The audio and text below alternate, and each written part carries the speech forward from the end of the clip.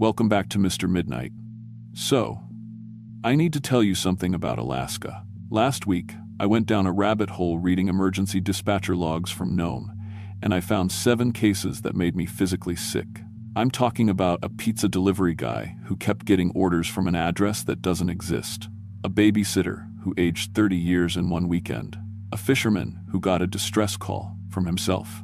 Here's the thing, these aren't Reddit stories or creepypastas. These are actual testimonies, documented incidents. People who went to Alaska for work and came back different, or didn't come back at all. Tonight, I'm sharing 7 true Alaskan creepy legend horror stories. And before you think, oh, just folklore, no, the Inuit have been warning about specific things for thousands of years. Creatures with names, behaviors, hunting patterns.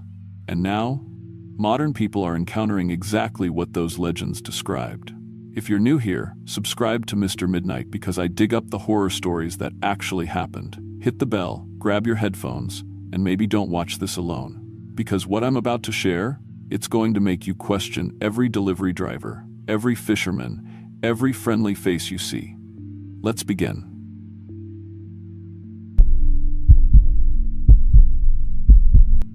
Number most disturbing true Alaskan creepy legend horror stories. Number. The breathing snow, enhanced version. My name is Maya Chen, and I killed 2 children by keeping them alive. That's not how the newspapers told it. That's not what the rescue reports said. But after 3 years of night terrors and therapy sessions that go nowhere, I know the truth about what happened in that cabin outside Anchorage. I know what I fed to something that should have stayed hungry. I've been babysitting since I was 13, started with my cousin while Aunt Lynn worked double shifts at the fish cannery. By 16, I had my CPR certification, first aid training, and a reputation parents trusted. I was the responsible one. The one who showed up on time, who didn't invite boyfriends over, who actually read the emergency contact sheets instead of just sticking them on the refrigerator. Maya Chen, teenage saint, protector of children, too naive to understand that some hungers are older than civilization. The Hartwells hired me every other weekend. Tom worked for BP, Sarah was an ICU nurse. Their twins, Emma and Jake, were 6. Old enough to understand rules, young enough to still believe in monsters under the bed. Sweet kids who said please and thank you, and always brushed their teeth without being asked 3 times. I loved those kids. That's what makes everything else so much worse. February 14th, 2022. Their anniversary weekend. Tom and Sarah had reservations at the Captain Cook Hotel downtown, dinner and theater tickets, the whole romantic getaway. The weather forecast called for light snow, 3 to 4 inches. Nothing unusual for Alaska in February. I packed my overnight bag with calculus homework and granola bars, planning a quiet weekend of movies and board games. The cabin sat on 40 acres of wilderness, 23 miles northeast of Anchorage proper. Built in 1987 by Tom's father, it was designed to weather Alaskan storms, triple-pane windows, backup generator, wood-burning stove, and a pantry stocked like a bomb shelter. The kind of place that could sustain a family for weeks if necessary. Maya, honey, if the weather gets nasty, don't worry, Sarah said, adjusting the thermostat before they left. This house has survived everything Mother Nature's thrown at it for 35 years. Generator's automatic landline works when cell towers don't, and Tom's dad stored enough canned goods to feed a small army. Tom loaded their overnight bags into his F-150. Emergency numbers are on the fridge, but you won't need them. Kids go to bed at 8:30, and they know the rules about staying in their rooms after dark. After dark? I asked.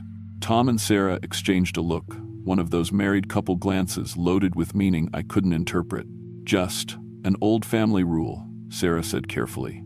Kids stay in their bedrooms between sunset and sunrise. We've had issues with sleepwalking. The snow started falling around 4 p.m., just as I was heating up leftover pizza for the twins' dinner. Big, wet flakes that stuck to the windows and made the forest look like a snow globe. Emma and Jake pressed their faces against the glass, fogging it with their breath and drawing smiley faces in the condensation. Tell us the hungry ghost story, Emma said as I tucked them into bed at 8:30. What hungry ghost story? I asked. Daddy tells it sometimes, Jake explained. About the invisible people who get really hungry in winter and eat heat from houses. That sounds too scary for bedtime, I said, but Emma was already shaking her head. It's not scary, they're just hungry. Daddy says his grandpa used to leave food outside for them during blizzards, so they wouldn't come inside looking for warmth. I filed that away as typical Alaskan folklore. The kind of stories families told to explain weird house noises during storms. I kissed them both goodnight and went back to the living room to tackle my calculus homework. That's when I first heard the breathing, not human breathing, something deeper, slower, like the house itself was drawing air into massive lungs hidden in the walls. The sound synchronized perfectly with the wind outside, as if the storm and the building were breathing together. I stopped working and listened carefully. The sound was definitely coming from inside the house, a soft whooshing that seemed to originate from everywhere at once. Old houses settle, I told myself. Air pressure changes during storms, perfectly normal. By 10 p.m., the snow was falling so hard I couldn't see the mailbox at the end of the driveway. My weather app showed 9 inches had fallen, with another 14 to 18 expected overnight. The wind was picking up too, rattling the windows and making the roof timbers groan like ship masts in a gale. That's when I noticed the snow on the windows wasn't random anymore. The wind was sculpting the accumulation into shapes. Indentations that looked like eye sockets, raised ridges that could have been noses, horizontal slashes that resembled mouths. They weren't random weather patterns. They were faces, dozens of them, pressed against every window like invisible people were standing outside in the blizzard, breathing on the glass. I checked the thermostat, 72 degrees, same as when Tom and Sarah left. But my breath was starting to mist when I exhaled, tiny puffs of vapor that shouldn't exist in a heated house. I cranked the temperature up to 76 and added 2 more logs to the fireplace. The breathing sound was getting louder. At midnight, Emma started crying. I found her sitting up in bed, staring at the window where snow had piled up almost to the sill. The wind was howling so loud it did sound like voices, high, keening wails that could have been either weather or something else entirely. "Maya," she whispered, "the hungry people are walking around the house." "What hungry people, sweetie?" "The ones Daddy told us about. They're invisible, but they're walking in circles around the house. Look at the snow." I looked where she was pointing. In the ambient light from the house, I could see depressions in the snow, not footprints exactly, but oval indentations about 18 inches long, spaced roughly 2 feet apart. They formed a continuous path around the entire cabin, from the front door around to the back deck and up the other side. The marks were too regular to be wind patterns, too organized to be animal tracks. They looked like something invisible and roughly human-sized was walking endless circles around our house. "It's probably just the wind, Em. Let's get you back to sleep." But Jake was awake now too, both twins staring out their window with that peculiar intensity children get when they're processing something adults can't see. "They're not mean," Jake said matter-of-factly. "They're just really, really hungry. Winter makes them hungry." "How do you know that?" I asked. "They told us. In our dreams before we woke up, they said they've been walking for a long time and they smell food in our house." A chill that had nothing to do with temperature ran down my spine. "They talked to you in your dreams?" Emma nodded. "They said winter makes them so hungry their bellies hurt, and they can smell warm food and warm people inside houses." I tucked them back in with extra blankets and told them it was just nightmares, but something about their matter-of-fact delivery made my skin crawl. They weren't scared. They were reporting information, like tiny journalists describing something they'd witnessed. Back in the living room, I tried to focus on my homework, but the breathing sounds in the walls were getting louder and more pronounced. The house wasn't just breathing, it was panting, like something huge and exhausted, and despite the heater running constantly, the temperature kept dropping. I could see my breath clearly now, foggy exhalations that lingered in the air. At 1 a.m., I went to the kitchen for hot chocolate. That's when I discovered the first empty container. A full bag of potato chips from dinner, completely empty, not a crumb left. I'd put it away with at least 2/3 of the bag still full. I checked on the twins, both deeply asleep. I examined the bag carefully. No tears, no evidence of mice or insects. The bag was simply empty, as if someone had methodically eaten every chip without leaving a trace. I started checking other food. A box of granola bars I'd seen Sarah put away before they left. All 12 bars gone, wrappers nowhere to be found. A container of cookies from the pantry, empty except for a few crumbs at the bottom. a half-gallon of milk that had been nearly full at dinner, completely drained. Something was systematically consuming our food supply, but leaving no evidence except empty containers. My phone had no signal, not unusual during heavy storms this far from town. The landline was dead too, dial tone replaced by static that almost sounded like distant whispers. Internet was down.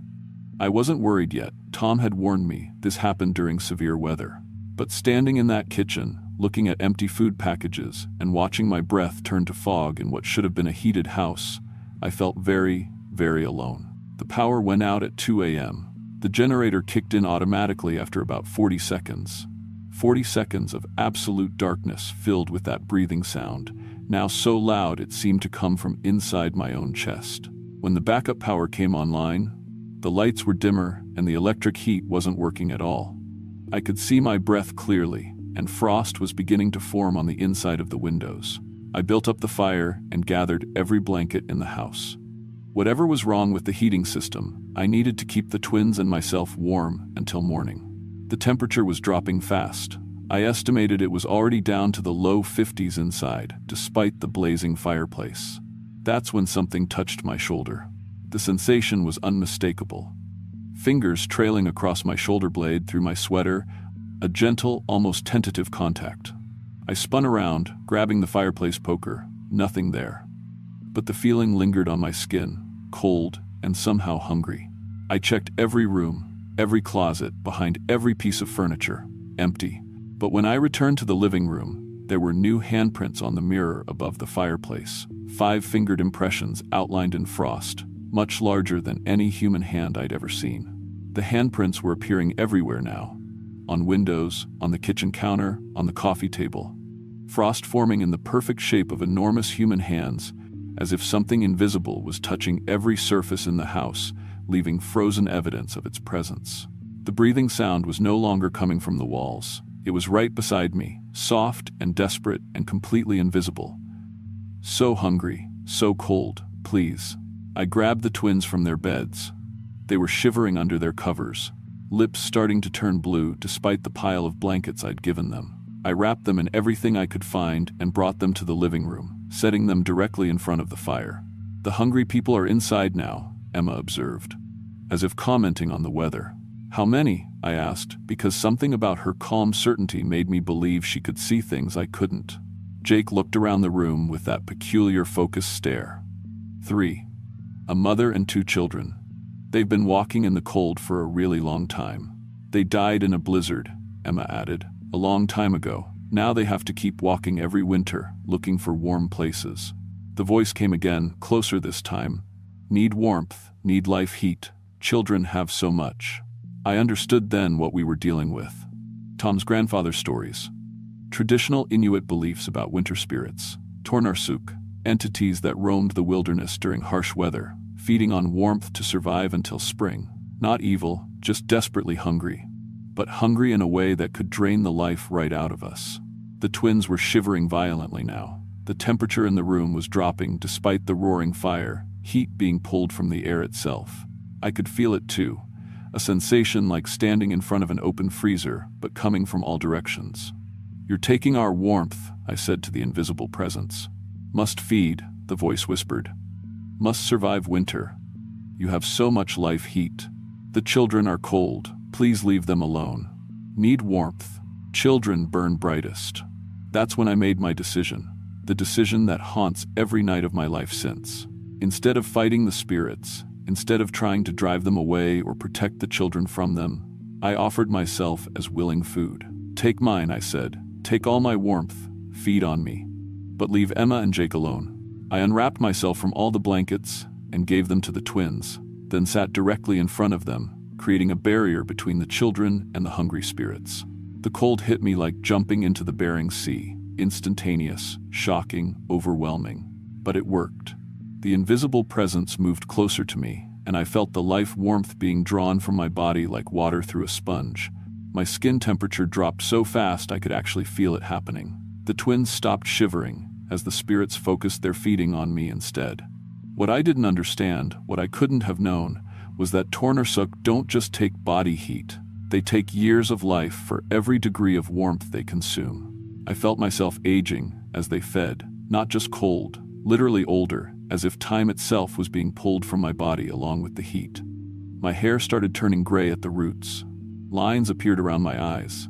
My joints began to ache with arthritis that hadn't existed an hour before. But the twins were safe and warm, wrapped in blankets, no longer in danger of freezing. I had saved them. By the time the search and rescue team found us Monday morning, I had given the Tornarsuk 15 years of my life to keep 2 children alive for 3 days. The official report said the heating system failed during the storm. Faulty wiring in the generator caused electrical problems.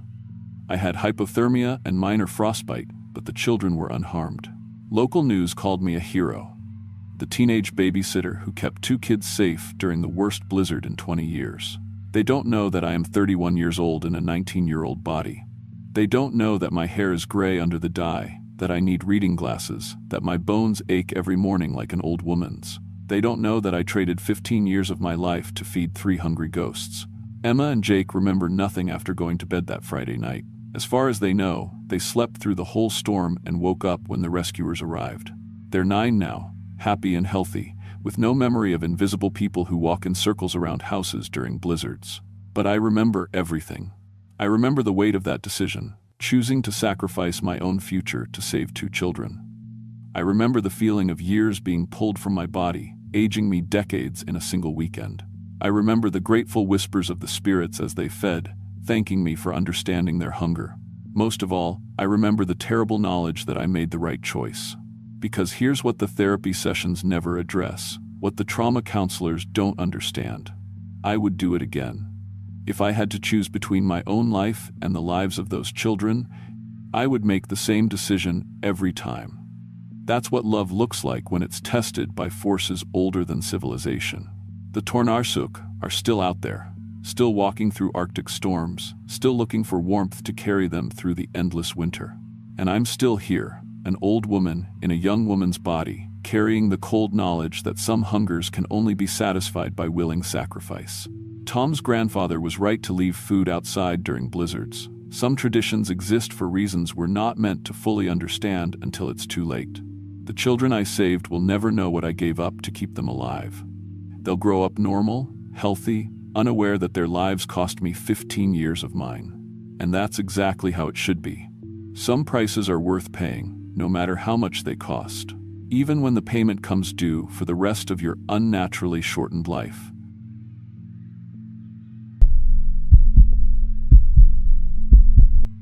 My name is Danny Rodriguez, and I've been delivering pizza for Tony's Original in Sitka for 8 months now. Before you think this is just another job story, let me tell you something. Those 8 months feel like 8 years when you're slowly losing your mind. Every Tuesday night, something happens that makes me question everything I know about reality, about life, about death. I started this job because my family couldn't afford to send me to college any other way.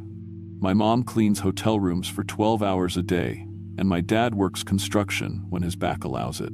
The night shift at Tony's pays $15 an hour plus tips, and in a town where rent costs $1,200 for a studio apartment, that money means the difference between getting an education and staying trapped in poverty forever. I delivered to every address in Sitka at least 3 times before this started. Historic district, new subdivisions, the sketchy trailer parks off Halibut Point Road, I knew them all. I could navigate these streets blindfolded, even when the winter fog rolled in so thick you couldn't see your own headlights. But what started happening 6 weeks ago changed everything. I thought I understood about this place. My Tlingit grandmother always warned me, had hungry spirits in the water. The pizza delivery car is a 2015 Honda Civic with 201,847 miles on the odometer. I know that number by heart now because I check it obsessively every shift. The GPS is an ancient Garmin that Tony bought at a pawn shop, and the radio picks up exactly 2 stations clearly, KFW Classic Rock and some AM talk radio that mostly broadcasts fishing reports and conspiracy theories about government mind control. That Tuesday in October started like any other. Clocked in at 6 p.m., temperature dropping to 28 degrees, early snow dusting the mountains around town. I did my usual equipment check. Warming bag zipped properly, pepper spray in the glove compartment, Tony's rule, after a driver got robbed 2 years ago, and enough gas to last the night. Tony handed me the first batch of orders: Mrs. Patterson's weekly pepperoni and sausage, the crew at Anderson's Auto getting their usual meat lovers, and 3 orders for the Coast Guard station. The routine felt comforting, safe. I had no idea I was already dead. Around 9:15 p.m., after the dinner rush died down, I was parked outside the Sitka Sound Brewing Company, waiting for my next run, when the shop phone rang. Through the window, I watched Tony answer it. He talked for maybe 30 seconds, wrote something down, then walked out to my car with that confused expression he gets when customers give weird instructions. "Got a strange one for you, Danny. Customer wants a large pepperoni delivered to the old cannery at the end of Sawmill Creek Road. Said to follow the water line until I see the blue building." He handed me the receipt. No street address, no apartment number, just those directions written in his shaky handwriting. The name on the order read K. Teka, and the phone number was all zeros. "Tony, there's no cannery on Sawmill Creek Road. That whole area is just vacation homes now." "I know, but the credit card went through fine. $18.50 plus whatever tip they want to give you. Customer said you'd understand when you got there." I should have refused right then. Should have told Tony that delivering to non-existent addresses wasn't in my job description. But I needed every dollar I could make. My tuition payment was due in 3 weeks, and I was still $400 short. I loaded the pizza and drove through downtown Sitka, past the college, past the last streetlights, onto Sawmill Creek Road. This was familiar territory during daylight. Expensive houses with big windows facing Sitka Sound, well-maintained driveways, mailboxes with clear numbers. But at night, especially in the fog that was now rolling in from the water, everything looked different. The GPS signal died about 2 miles out, which wasn't unusual. The mountains around Sitka interfere with satellite reception, and cell service gets spotty near the water. But I'd driven this road dozens of times. I knew it dead-ended at the state park entrance. As I drove further from town, the houses became older and more spread out. The mailboxes stopped having numbers painted on them. Then they stopped altogether. The asphalt gave way to gravel, and my headlights started picking up potholes that definitely hadn't been there during my last daytime delivery to this area. After about 15 minutes of driving on what was barely a road anymore, my headlights illuminated a blue building sitting right on the water's edge. It was a small structure, maybe 800 square feet, with weathered blue siding and broken windows. It looked like it had been abandoned for decades. Definitely not a house, definitely not a modern building. The architectural style looked like 1920 seconds. Industrial construction. Utilitarian concrete foundation. Simple wood frame. Flat roof designed for function rather than aesthetics. A man was standing in front of the building, waiting. He appeared to be in his 50s, wearing a faded flannel shirt, jeans, and work boots. He waved when my headlights hit him and walked toward the car with the casual gait of someone expecting a pizza delivery. "You Danny?" he asked as I got out with the pizza box. "Yeah, large pepperoni, $18.50. He reached into his pocket and pulled out what looked like a $20 bill. But when he handed it to me, the paper felt wrong. Too thick, too rough, and it smelled like low tide, that mixture of rotting kelp, dead fish, and salt water that makes you want to hold your breath. "Keep the change," he said, taking the pizza box. I looked down at the money in my hand. In the dim glow of my car's interior light, the bill looked old. Really old. Instead of modern green currency, this looked like something from the 1920 seconds. Different size, different color, different typeface for the printing. "Thanks," I said, but when I looked up, the man was already walking back toward the building. I got in the car and started to back out, turning my headlights to illuminate the area so I could navigate safely. As the beams swept across a large puddle near the building's entrance, I saw the man's reflection in the water, but it wasn't a man. The reflection showed something sleek and dark, about 4 feet long, moving through the water with the fluid grace of a marine mammal. An otter, but larger than any otter I'd ever seen. And as I watched, frozen in shock, the reflection turned to look directly at me with eyes that glowed yellow in my headlights. I snapped my gaze back to where the man should be standing. He was there, pizza box in hand, waving goodbye like a normal customer. I looked back at the puddle. Just water now, reflecting my headlights normally. I drove back to town with my hands shaking on the steering wheel. When I got to Tony's, I went straight to the bathroom and examined the money under the fluorescent lights. The $20 bill was definitely from the 1,920 seconds. The paper was thick and yellowed.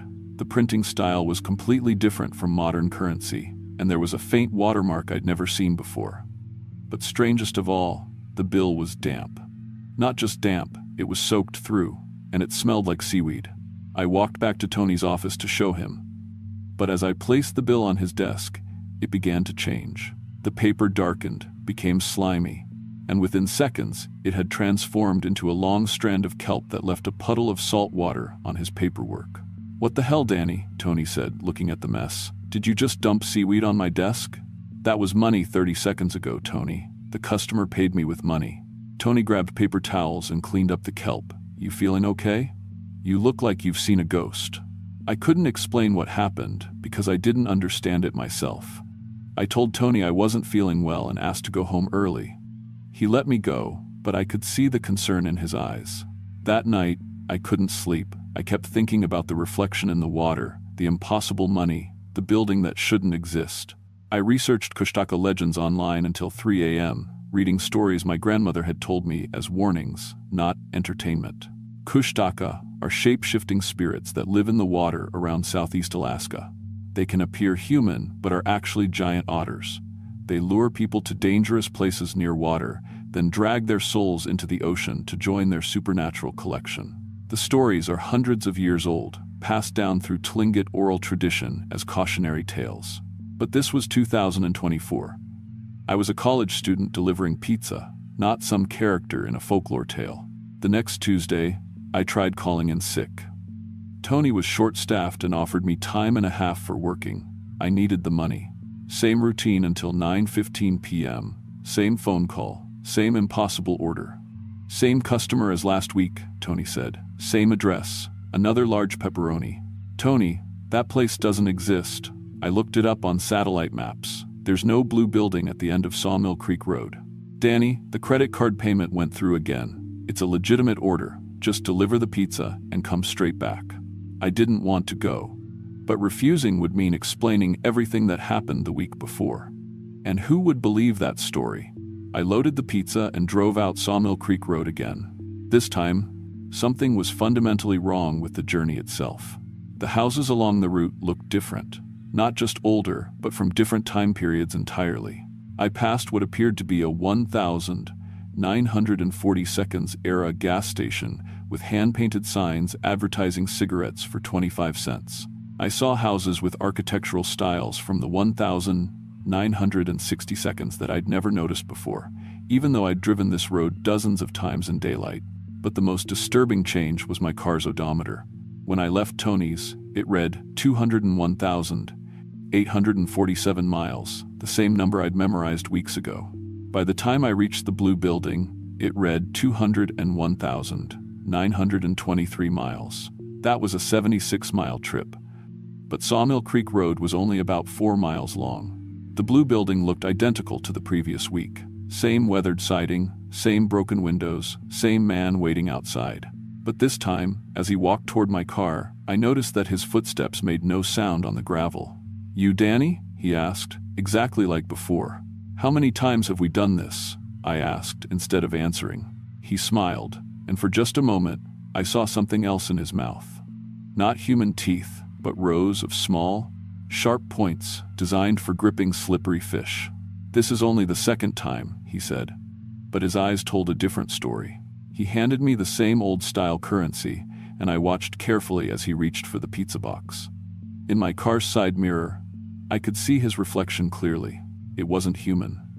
It was a massive otter, maybe 6 feet long, moving with that characteristic, flowing motion of aquatic mammals. Its fur was black and wet, and its eyes reflected my headlights like a nocturnal predator. "Thanks for the pizza, Danny," the man said, walking back toward the building.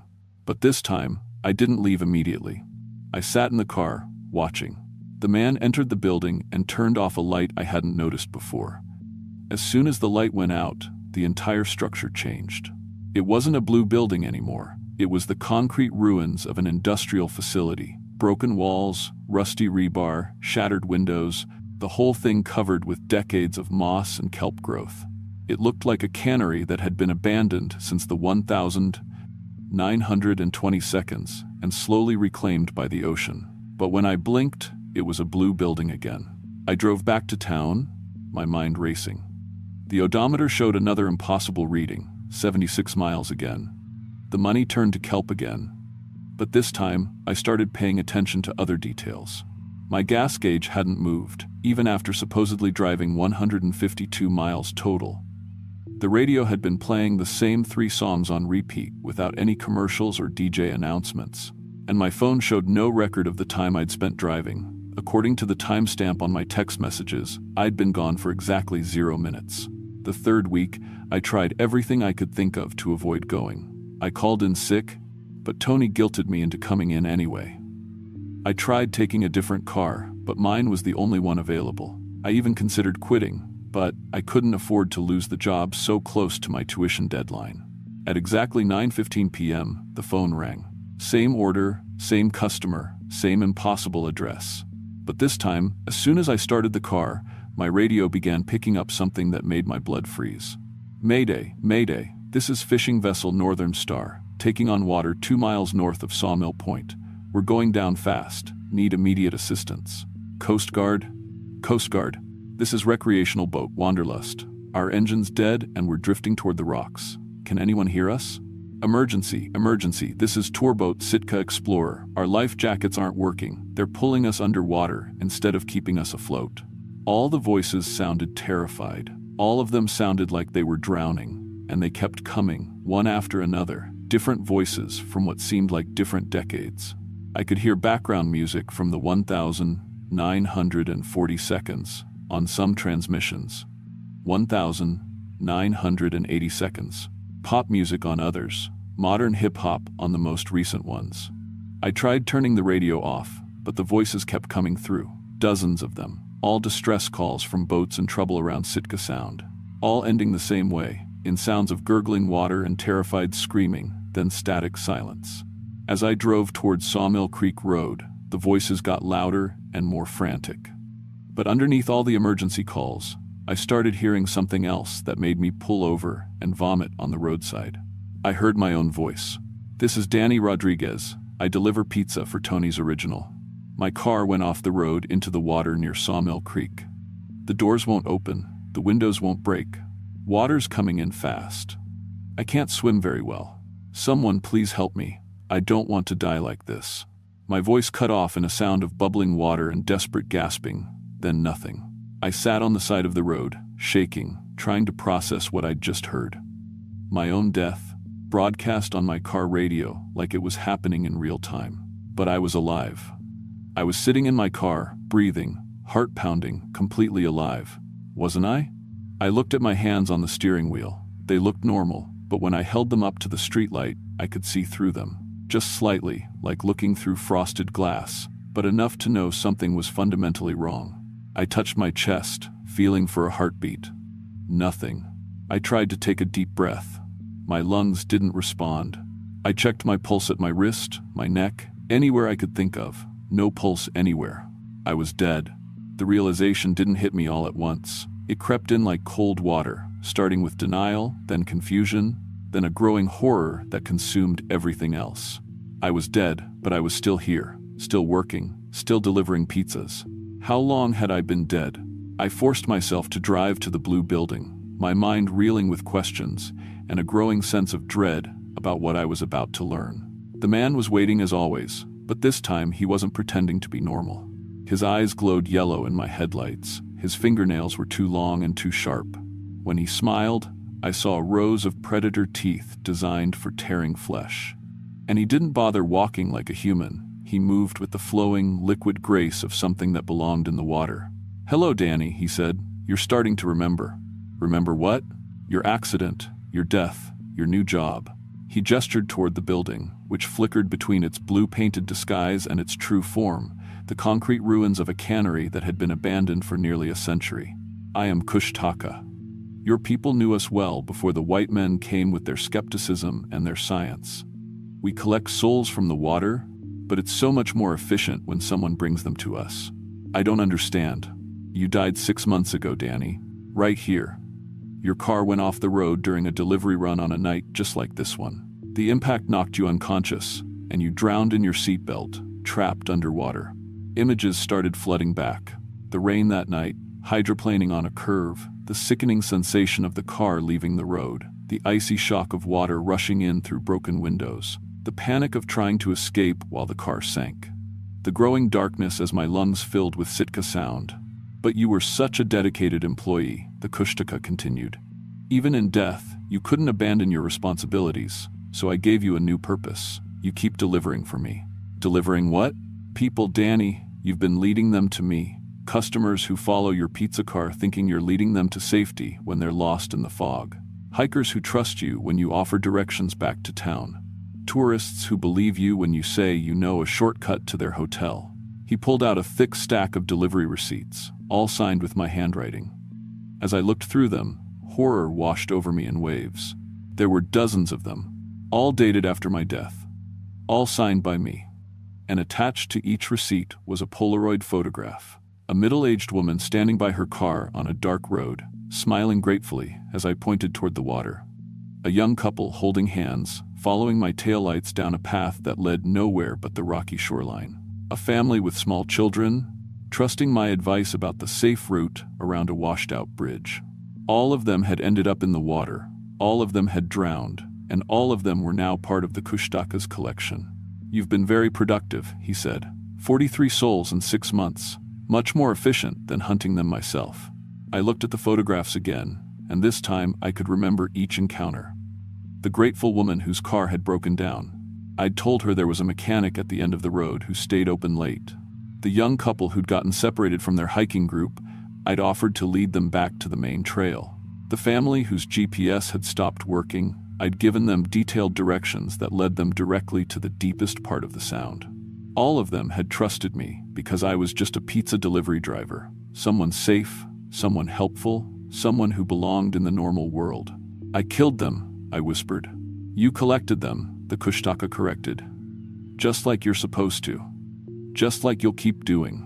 The radio in my car crackled to life again, and I heard the voices of all my victims. 43 different people calling for help as they drowned, all of them betrayed by someone they'd trusted. I fell to my knees in the gravel, sobbing, but no tears came. Dead people don't cry. Why? I asked. Why are you doing this to me? Because you're perfect for the job, Danny. You're young, harmless-looking, working class. People trust you instinctively. And because you died here, your spirit is bound to this place. You can't leave, you can't rest, and you can't refuse my orders. I looked around desperately, trying to find some escape, some solution. But I was surrounded by water on 3 sides, and the road behind me led back to a town where I'd been reported missing 6 months ago. What happens to the people I bring you? Their bodies feed the waters of Sitka Sound, their spirits join my collection, and eventually, when I have enough, I'll use their combined power to expand my territory. Maybe all of Southeast Alaska, maybe the entire Pacific Northwest. The Kushtaka handed me another pizza box I hadn't noticed before. Speaking of which, you have another delivery to make tonight. There's a lost family camping at Sandy Beach. Their GPS stopped working, and they're looking for directions back to the main highway. I told them a helpful pizza delivery driver would find them. I stared at the box in horror. Inside was another receipt with my signature. Another address that led to death. Another opportunity to betray innocent people's trust. I won't do it. You don't have a choice, Danny. You're dead. I own your soul. You'll do exactly what I tell you to do. He was right. I could feel his control over me, like invisible chains around my consciousness. My body started walking toward the car against my will. My hands opened the door and placed the pizza box inside. My feet pressed the accelerator as we drove toward Sandy Beach. But as we drove, something inside me began to fight back.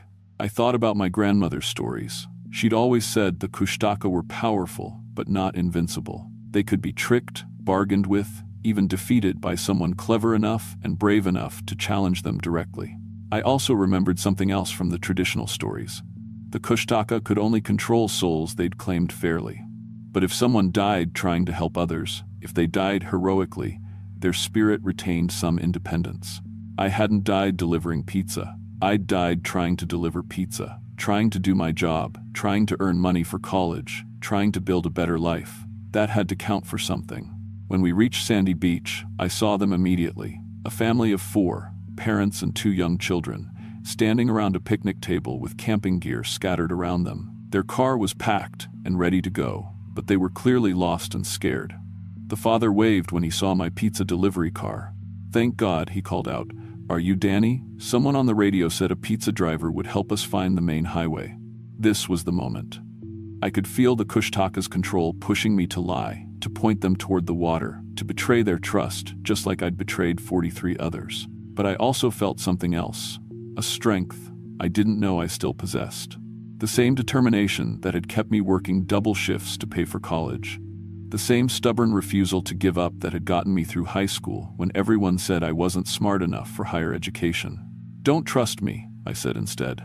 The words came out like broken glass, fighting against the Kushtaka's control every syllable. "What?" the father said, confused. "Don't trust anything I tell you. I'm already dead. He's using me to kill you." I could feel the Kushtaka's rage burning through me like acid, but I kept fighting. "Get in your car. Drive back the way you came. Don't follow any other vehicles. Don't trust anyone who offers to help you near the water. Just get out of here, now." The family looked at me like I was insane, but something in my voice must have convinced them. They started packing their gear frantically. "Who's using you?" the mother asked as she loaded her children into the car. "Kushtaka. Shapeshifter. Collects souls from the water. Real, not just stories. Been dead 6 months. Been helping it kill people. Don't let it happen to you." The father started their car and began backing away from me. "Thank you," he called out. "Don't thank me. Just drive. And warn others. Tell people not to trust pizza delivery drivers near the water at night. Tell them to research Kushtaka legends. Tell them Danny Rodriguez is dead but still trying to help." Their car disappeared up the beach access road, and I felt the Kushtaka's control slamming back into me with the force of a tsunami. I was back at the blue building instantly, my body moving without my permission. The Kushtaka was waiting, and he was furious. "You cost me 4 souls," he said, his human disguise completely abandoned now. He stood 8 feet tall, covered in wet black fur, with glowing yellow eyes and claws that looked like they could cut through steel. "Good," I managed to say. "You think you've won something? You're still mine, Danny. You'll always be mine. And now, instead of quick deaths for your victims, I'll make them suffer. I'll torture them for days before I finally let them drown. Then I'll keep warning them, every single one. We'll see about that." Pain exploded through my consciousness as the Kushtaka's power tore at my spirit. But I held on to one thought. I'd saved 4 people. 4 innocent people who would go home to their families because I'd found the strength to fight back. It wasn't enough to make up for the 43 I'd killed. Nothing could ever make up for that, but it was a start. "You want to play the hero?" the Kushtaka snarled. "Fine, but heroes don't last long in my territory." The next thing I knew, I was back in my pizza delivery car, driving through Sitka with another delivery order. But this time, I wasn't heading to victims. I was heading to other people who might be in danger from supernatural threats. Over the next few weeks, I began to understand the new rules of my existence. I was still dead, still bound to the Kushtaka's territory, still forced to drive delivery routes at night. But now, instead of leading people to their deaths, I was compelled to warn them about dangers, to help them escape, to fight back against the creature that had enslaved me. It wasn't freedom, it wasn't redemption, but it was resistance.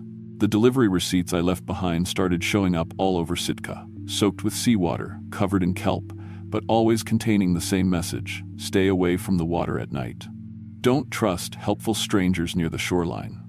Research Kushtaka legends. Danny Rodriguez died trying to warn you. Tony found the first one on his desk and threw it away, thinking it was a prank. But when they kept appearing, in mailboxes, under windshield wipers, slipped under doors all over town, people started paying attention. The local newspaper ran a story about the ghost pizza driver who left supernatural warnings around town. Tourism officials tried to dismiss it as a marketing stunt, but people who'd grown up hearing Tlingit stories from their grandparents knew better. They started staying away from the water after dark. They stopped trusting strangers who offered help near the shoreline. They researched the old stories and remembered why their ancestors had always been careful around Sitka Sound at night. The Kushtaka's hunting became much more difficult. I don't know how long this war between us will last. Maybe forever. Maybe until one of us finds a way to destroy the other completely. But every night I prevent another family from drowning. Every warning that keeps someone safe. Every small victory against the creature that enslaved me. It's worth the eternal torment. I'm still Tony's most reliable driver.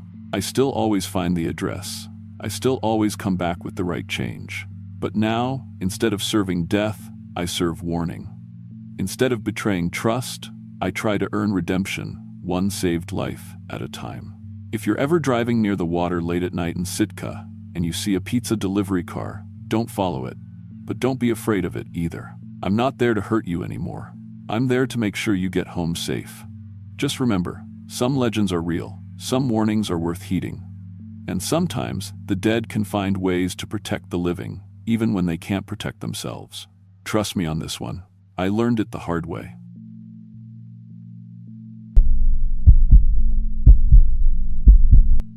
My name is Rebecca Moore, and I've been a home health aide for 8 years. I got into this work because I watched my grandmother die alone in a state facility that smelled like bleach and broken dreams. I swore I'd never let that happen to anyone else. I've held the hands of dying strangers, cleaned wounds that would make most people vomit, and watched families tear themselves apart over inheritance while their loved ones rotted in hospital beds. I thought I'd seen every possible way the human body could fail, every way death could claim someone. But what happened last winter in a remote cabin outside Ketchikan taught me that death isn't always the end. Sometimes, it's just a different kind of hunger. The Dena'ina people have a word, Kainatnu, that roughly translates to the green that feeds on the living. For 200 years, they refused to hunt in the area where Alice Tanner's cabin now stands. The elders say the plants there learned to taste human flesh during the 1918 flu pandemic, when desperate families buried their dead in shallow graves and the roots found them. I wish I'd known that before I took the job. The assignment came through my agency on a Tuesday morning in November. Mrs. Alice Tanner, 89 years old, living alone in a cabin about 40 minutes outside town. Former botanist from the University of Alaska, no family left, needed someone to check on her 3 times a week. The pay was exceptional, 3 times my normal rate, which should have been my first warning. My supervisor, Janet, handed me the file with trembling fingers. She'd worked in home health for 20 years, but I'd never seen her look scared before. "Rebecca, I need to ask you something, and I need you to be honest. Have you ever experienced anything unusual with plants? Like allergic reactions, unexplained growth, anything like that?" "What kind of question is that? Just answer me." "No, nothing like that. I can barely keep a houseplant alive." Janet stared at the file like it might bite her. Mrs. Tanner specifically requested someone with no botanical knowledge, the last 3 aides we sent. She trailed off. "What happened to them?" "They quit, all of them, after just 1 visit. Said the place made them feel sick. I needed the money desperately. My student loans were crushing me, and my regular clients barely covered rent. Janet, I can handle a difficult patient. I've dealt with dementia, aggression, you name it. This isn't about her being difficult." Janet's voice dropped to a whisper. "Rebecca, promise me you'll call every day, and if anything feels wrong, anything at all, you leave immediately." The drive to Alice's place wound through some of the most desolate country I'd ever seen. Dense forests of black spruce pressed against the road like they were trying to reclaim it. The deeper I went, the more wrong everything felt. The trees were too green for November, their needles somehow lush and vibrant despite the snow beginning to fall. About 10 miles before the turnoff to Alice's cabin, I passed a historical marker I hadn't noticed on the map. I pulled over to read it. In memory of the 37. During the influenza pandemic of 1918 to 1919, a homesteading community in this area was completely wiped out. Bodies were discovered in spring 1920, but the exact location of the settlement was never found. Local indigenous peoples report the dead were taken by the green hunger and refused to enter this region. The marker was weathered and barely legible, like someone wanted it forgotten. When I finally reached Alice's cabin, I sat in my car for 5 full minutes, engine running, staring at what couldn't possibly exist. The cabin itself was normal enough. Log construction, metal roof, smoke rising from the chimney, but the garden surrounding it was an abomination against nature. Roses bloomed in full glory, their petals so deep red they looked like fresh blood. Sunflowers stood 8 feet tall, their massive heads tracking my movement like yellow eyes. Vegetables grew in impossible abundance. Tomatoes the size of softballs, corn stalks that rustled with their own wind, squash vines that seemed to pulse like veins. My dashboard thermometer read 19 degrees. Everything should have been dead. But it wasn't just the impossible growth that made my skin crawl. The plants were too aware. When I stepped out of my car, every flower turned toward me. Not gradually, like plants following the sun, but all at once, with predatory focus. Alice answered the door before I could knock, as if she'd been watching through the peephole. She was tiny, maybe 5 feet tall, with silver hair that hung to her waist in a single braid. Her dress was the color of spring moss, and she wore no shoes despite the cold. But it was her eyes that stopped me cold. They were the pale green of new growth, with pupils that seemed too large for the dim light. "You must be Rebecca," she said, and her voice had an odd quality, like wind through dry leaves. "I've been waiting for you. I've been waiting for you. Mrs. Tanner, I'm from Caring Hearts Home Health. I'm here to—" "I know exactly why you're here, dear." Her smile revealed teeth that were too sharp, too many. Come in.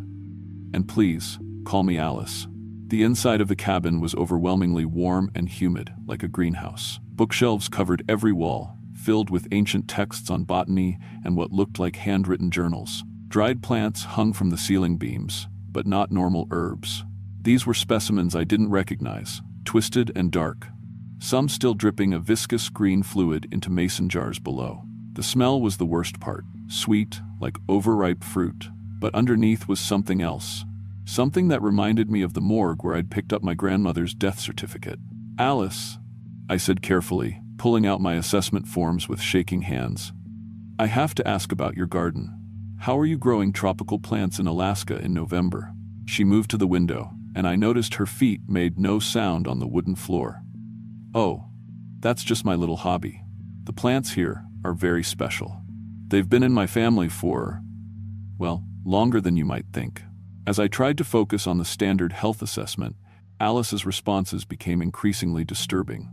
When I asked about her appetite, she said she hadn't felt hungry in months. When I checked her pulse, her wrist was cold as ice, and I couldn't find a heartbeat.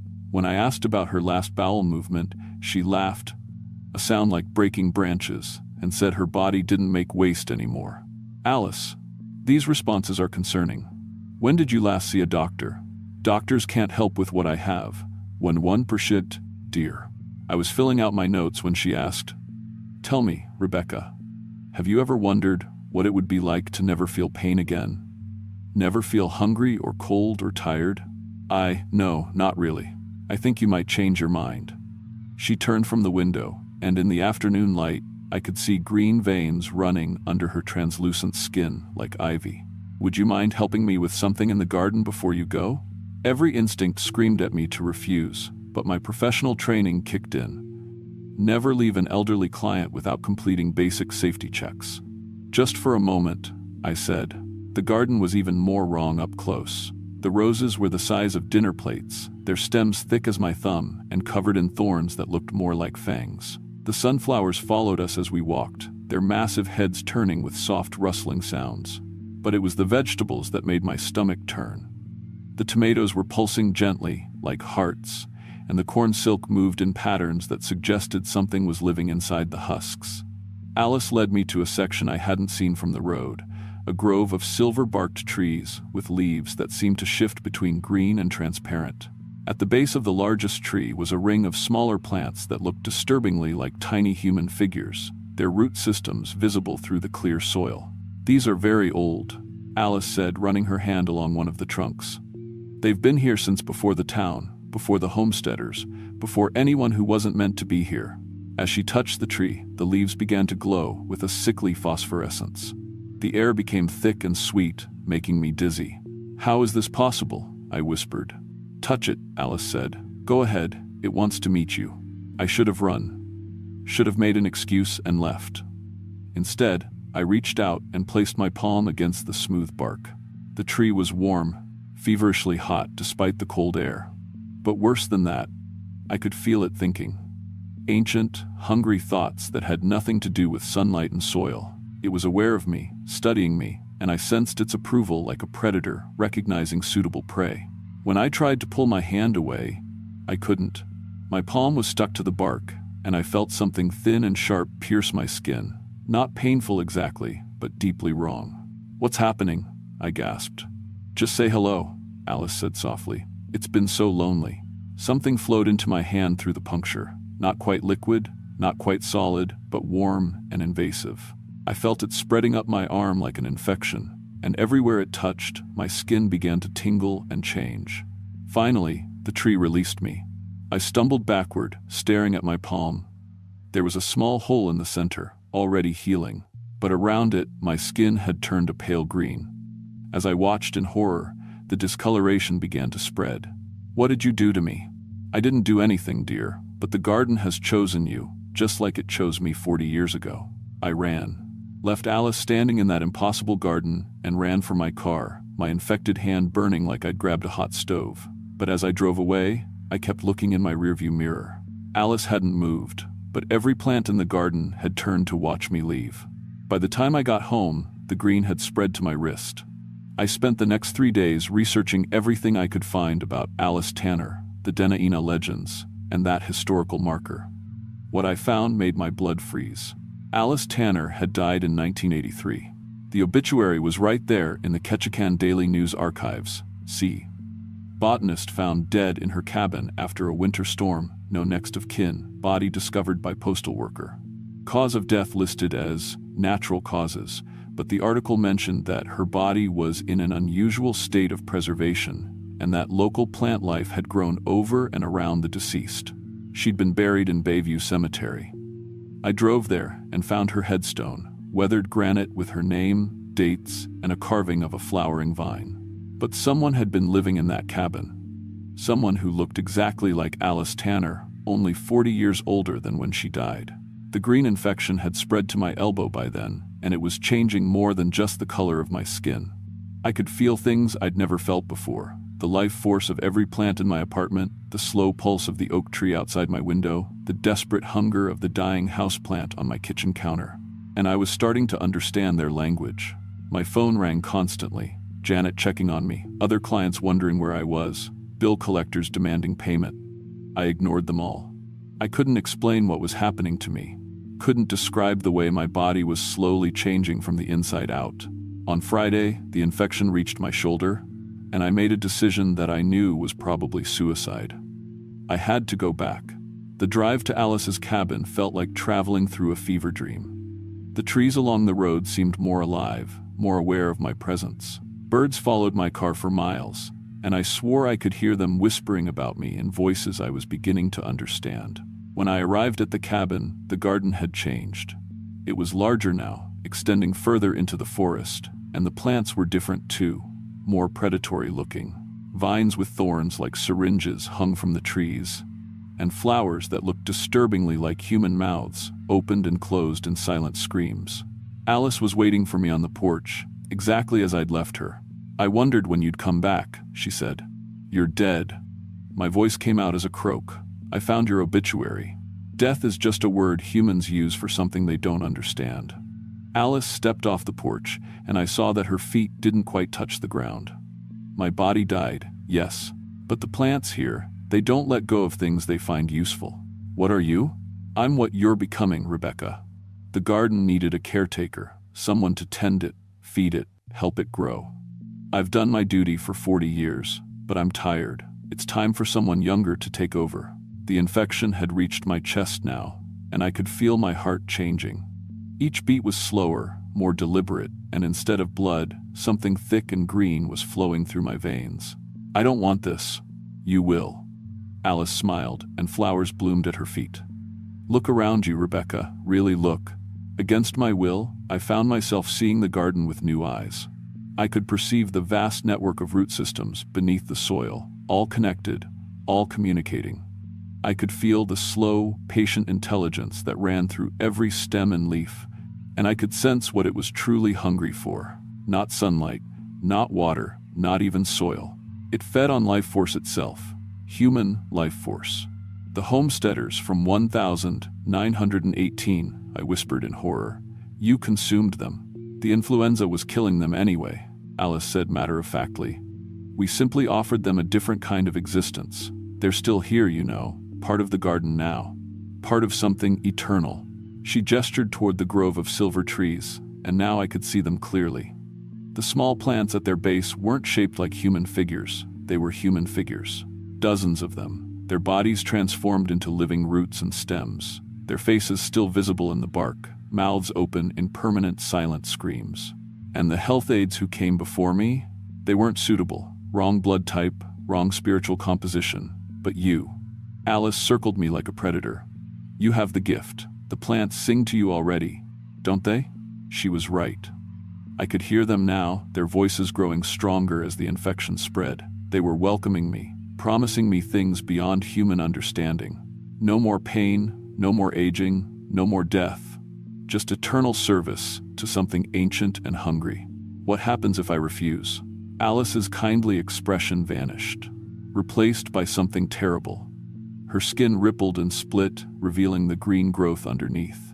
Her fingers extended into thorn-covered branches, and her mouth opened to show rows of needle-sharp teeth.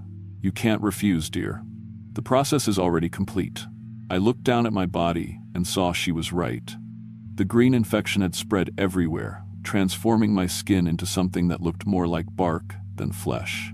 My fingernails had become thorns, and when I opened my mouth to scream, flower petals fell out instead of sound. But the worst part wasn't the physical transformation. It was the way my mind was changing.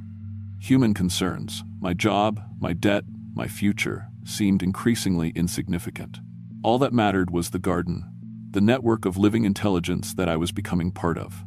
I tried to fight it, tried to hold on to my humanity, but the plant consciousness was so much older, so much stronger. It showed me visions of centuries past, of the slow spread of its influence across Alaska, of the countless humans it had consumed and transformed over the years. And I realized that I didn't want to fight anymore. The transformation was surprisingly peaceful once I stopped resisting.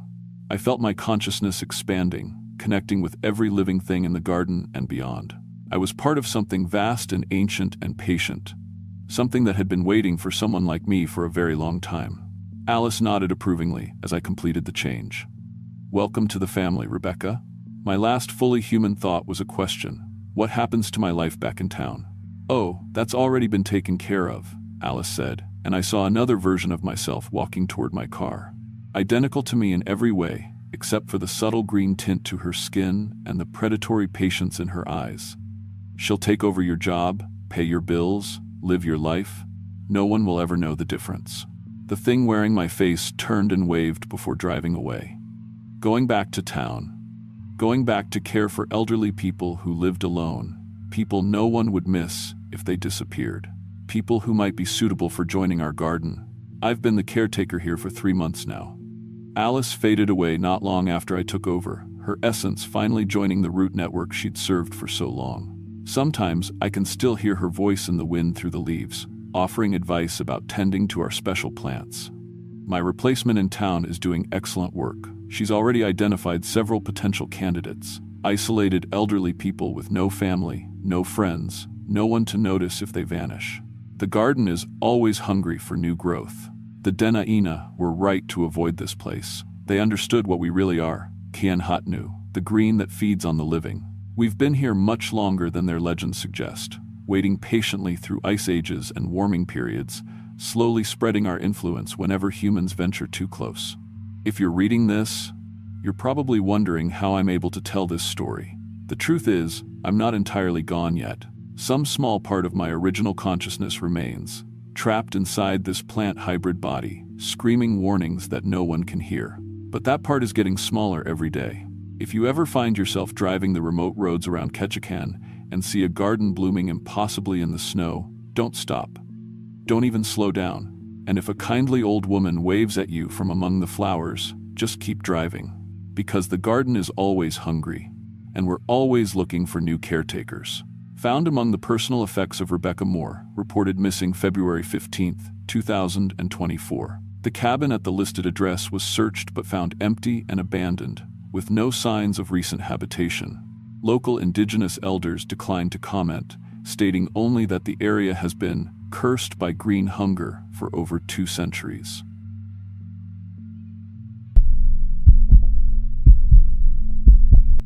My name is Jake Thompson, and I've been fishing the waters around Kodiak Island for 18 years. Started when I was 17, working deck on my uncle's boat until I could afford my own. I've hauled king crab through storms that would make grown men weep, worked 30-hour shifts in seas so rough the horizon disappeared, and spent weeks alone on black water where the nearest human being was 100 miles away. But what happened in the North Basin during November of 2022 didn't just change what I thought I knew about the ocean. It changed what I know about the things that live beneath it, and what they've been doing to fishermen like me for longer than anyone wants to admit. The Yupik elders in Kodiak have stories about the Kwalopiluit, pale hunters who drag fishermen beneath the ice to feed their underwater cities. Old-timers always said those were just tales to keep kids from wandering too close to the water. But after what I experienced, after what I became, I know those weren't stories. They were warnings. I fish alone now because I have to. Sarah, my wife, developed multiple sclerosis 2 years ago. The disease hit her fast and brutal. One day she was chasing our 6-year-old daughter Emma around the yard. The next, she could barely hold a coffee cup without trembling. The medical bills drain our savings faster than I can fill them, even with insurance. Emma needs new clothes every few months, school supplies, food that keeps getting more expensive. The disability payments help, but they don't cover Sarah's medications or the physical therapy that keeps her mobile. That's why I was fishing the North Basin in late November, when any sane fisherman stays in port. The North Basin sits 60 miles northeast of Kodiak, where the continental shelf drops from 200 feet to 800 feet of black water. The currents there bring up nutrients that attract the biggest king crabs, but the weather can turn deadly in minutes, and it's too far from help if something goes wrong. 3 boats have vanished in that area over the past 15 years. The Coast Guard always lists them as lost at sea during severe weather, but locals know better. Locals know that good fishermen don't just disappear, even in bad storms. But when crab prices hit $40 a pound and you're desperate enough, you start thinking maybe you'll be different. Maybe you'll be lucky. I should have known better. The Sarah Marie, named after my wife, is a 36-foot commercial fishing vessel. She's not pretty, but she's reliable. Twin diesel engines, hydraulic crab pot puller, fish finder, GPS, 2 radios, emergency beacon. Everything inspected and certified 3 months ago. I loaded her with 40 crab pots, 500 pounds of herring bait, and enough fuel and supplies for 5 days. Left Kodiak Harbor at 4 a.m. on November 15th under a sky the color of old steel. Weather Service predicted a storm front moving in from the northwest, but not for 48 hours. Plenty of time to set my pots, let them fish overnight, and haul them up before the weather turned. The run to North Basin takes 4 hours in good conditions. As I cleared the harbor, the VHF radio crackled with morning chatter from other boats. Weather updates, friendly insults, reports of where the crab were running. Normal sounds that reminded me I wasn't completely alone out here. But as I got further from shore, the voices faded one by one until there was nothing but engine noise and the sound of water against the hull. By 9 a.m., I was in 40-mile-an-hour winds, and the radio was picking up nothing but static. I reached my fishing grounds around noon. The GPS showed me exactly where I wanted to be, along the edge of the continental shelf where the bottom drops from 300 feet to over 600. Perfect king crab territory. The water was dark green, almost black, and so clear I could see 20 feet down despite the depth. That should have been my first warning. Water that deep is never that clear.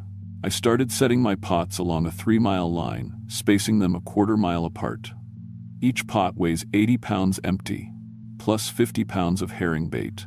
Setting 40 pots solo is back-breaking work that takes most of the afternoon, but I've done it hundreds of times. Drop the pot, let the line run out, mark the GPS coordinates, move to the next spot. But something was wrong with my fish finder. The sonar showed the bottom clearly at 400 feet, but there were shadows moving down there. Large shadows. At first, I thought it might be a pod of whales or a school of big fish, but the shapes were wrong. Too regular. Too organized.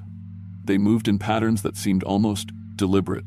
I adjusted the gain and frequency, thinking it was interference or a malfunction. But the shapes kept appearing, sometimes one massive object, sometimes several smaller ones, always moving in ways that didn't match any sea life I knew.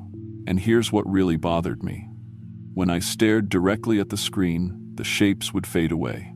But when I was focused on other work, I'd catch glimpses of movement in my peripheral vision, like something down there knew when I was watching. The air temperature was 38 degrees, normal for November.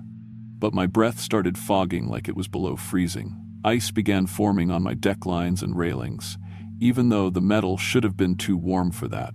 The ice formed in strange patterns, not random like normal ice, but in spirals and symbols that hurt to look at directly. I set my last pot as the sun touched the horizon.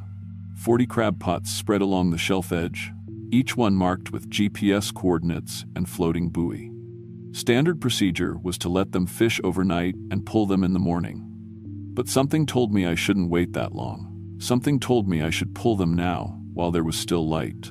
The hydraulic puller groaned as it hauled up the first pot from 400 feet down. The electric motor that ran it was making a grinding noise I'd never heard before, like metal on metal deep inside the machinery. When the pot broke the surface, water cascaded off the mesh in sheets. But there were no crabs inside. Instead, the pot contained pieces of rusted metal, part of a ship's propeller, a section of corroded chain, and something that made my blood freeze, a waterlogged leather wallet. I opened it with hands that had started shaking. Inside was a fishing license from 1987, issued to Michael Torres. The plastic was cracked and cloudy, but I could still make out the photo. A man about my age with dark hair and kind eyes. I knew that name. Every fisherman around Kodiak knew that name. Mike Torres had disappeared 15 years ago, went out alone during crab season, and never came back. The Coast Guard found his boat floating empty 60 miles northeast of here, exactly where I was fishing now. I threw the wallet back into the water and moved to the next pot. The hydraulic puller fought me, making that grinding noise worse. When the second pot surfaced, it contained 2 small crabs and something that shouldn't exist, a child's toy boat, bright red plastic with a white sail, the kind of toy a kid plays with in the bathtub. The toy looked brand new. Pot number 3 held part of a ship's wheel made of brass so old it was green with verdigris. Pot number 4 contained a fishing glove that was somehow perfectly preserved, with a wedding ring still inside it. I could read the inscription, "Forever Mary, 1963. By the 5th pot, I couldn't stop my hands from shaking. This one held the pieces of a life jacket with F.V. Nordic Star stenciled on it in faded letters. The Nordic Star was one of the boats that disappeared in this area 8 years ago. The sun was almost down now, and I had 35 more pots to check. But my equipment was failing in ways that didn't make sense. The VHF radio kept crackling with voices, but not normal chatter. I heard fragments of conversations. Men calling for help, reporting engine failures, describing impossible weather, and underneath it all, barely audible, was something that sounded like my own voice asking for assistance I hadn't requested. Coast Guard, this is Jake Thompson on the Sarah Marie, came through the speaker in my exact voice. Requesting immediate assistance. My position is, but I hadn't touched the radio. I grabbed the microphone and keyed it. Coast Guard, this is the Sarah Marie. I didn't make that call. Someone else is using my voice. 3 seconds later, my words came back through the speaker, but different. Coast Guard, this is the Sarah Marie. The water's too cold, and my engine's failing. Something's pulling me down. My engine was running fine. But as soon as I heard those words, it started to sputter. The fish finder was showing impossible readings now. The bottom depth kept changing. 400 feet, then 800, then 200, then depths that didn't exist on any chart. And those shadows were bigger now, moving faster, rising toward the surface. I pulled another pot. This one contained something that made me understand I was in serious trouble. A plastic cooler with Jake Thompson written on it in my own handwriting. Inside the cooler were sandwiches Sarah had packed for me that morning, but they looked like they'd been underwater for months. The cooler was identical to the one sitting in my wheelhouse 20 feet away. That's when my boat lurched violently to starboard. Something massive had struck the hull from beneath. The impact was so powerful it knocked me against the rail and sent tools sliding across the deck. I grabbed the emergency spotlight and aimed it down into the water, but the beam just disappeared into blackness. The boat lurched again, harder this time. Through the hull, I could hear something that sounded like fingernails dragging across metal, but fingernails the size of my hand. My engine coughed and died. The electrical system flickered and went dark for 30 seconds before coming back dim and yellow. The GPS showed my position as coordinates that didn't exist on any map. The radio was broadcasting voices, speaking in languages I'd never heard, but somehow I understood every word. They were calling my name. The hydraulic system failed completely. When I tried to start the backup generator, it turned over once and quit. The battery voltage was dropping fast, even though everything had been fully charged when I left port. It was like something was draining power directly from my electrical system. I tried hand-cranking the emergency radio, but all I got was static and voices. Dozens of voices now, all of them sounding like men who'd gone to sea and never come back. "Jake," said a voice through the static. Not my voice this time, a man's voice, tired and hollow. "Jake, don't fight them. It only makes it worse." "Who is this?" I asked into the microphone. "Mike Torres," came the reply. "Been waiting for you, Jake. Been waiting for someone to join us down here." The water around my boat began to glow. It started as a pale green phosphorescence, like the kind you sometimes see from plankton. But this was different. This light was moving with purpose, forming patterns that spiraled around the Sarah Marie in tightening circles. And in that light, I could see shapes rising from the deep. They weren't whales, they weren't giant squids. They were something that had never been cataloged by marine biologists, something that existed in the folklore of every fishing culture in the world. The first one broke the surface 50 feet off my starboard bow. It was tall, 8 feet at least, with pale skin that looked like it had never seen sunlight.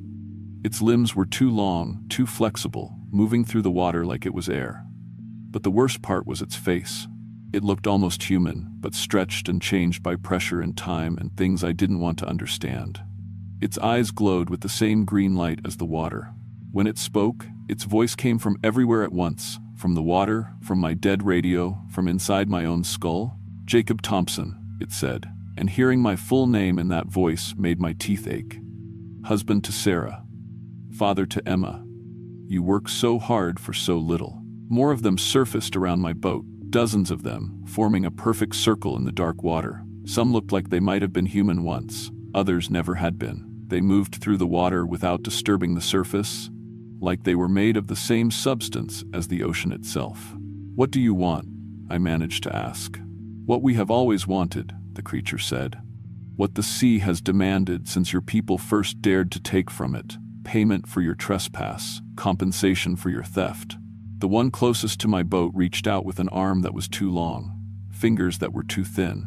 Where it touched the hull, ice began forming instantly, spreading across the fiberglass in patterns that looked like writing in a language older than human speech. "The fisherman you've taken," I said, thinking of Mike Torres and his wallet. "Of all the men who disappeared in these waters, what happens to them?" "They serve," the creature said. "They work in cities you cannot imagine, breathing water like air, harvesting crops you have no names for. They are not dead, Jacob Thompson. They are employed." Through the green glow, I could see it now, a vast structure beneath the water, maybe a mile down. It looked like a city built from coral and bone and the hulls of sunken ships. Lights pulsed through it like a heartbeat, and I could see figures moving through flooded streets and buildings. People who looked human but moved like they belonged underwater. "They remember their families," the creature continued. "They love them still, perhaps more than they ever did above. Mike Torres ensures his wife's house is always warm. James Murphy makes certain his son's medical bills are mysteriously paid. They provide in ways they never could when they breathed air." The ice was spreading up my hull now, covering the waterline, moving toward the deck. Soon, my entire boat would be frozen to the spot. "You fish dangerous waters because you have no choice," the creature said. "Your wife grows sicker, your daughter needs things you cannot afford. The ocean offers a different choice now.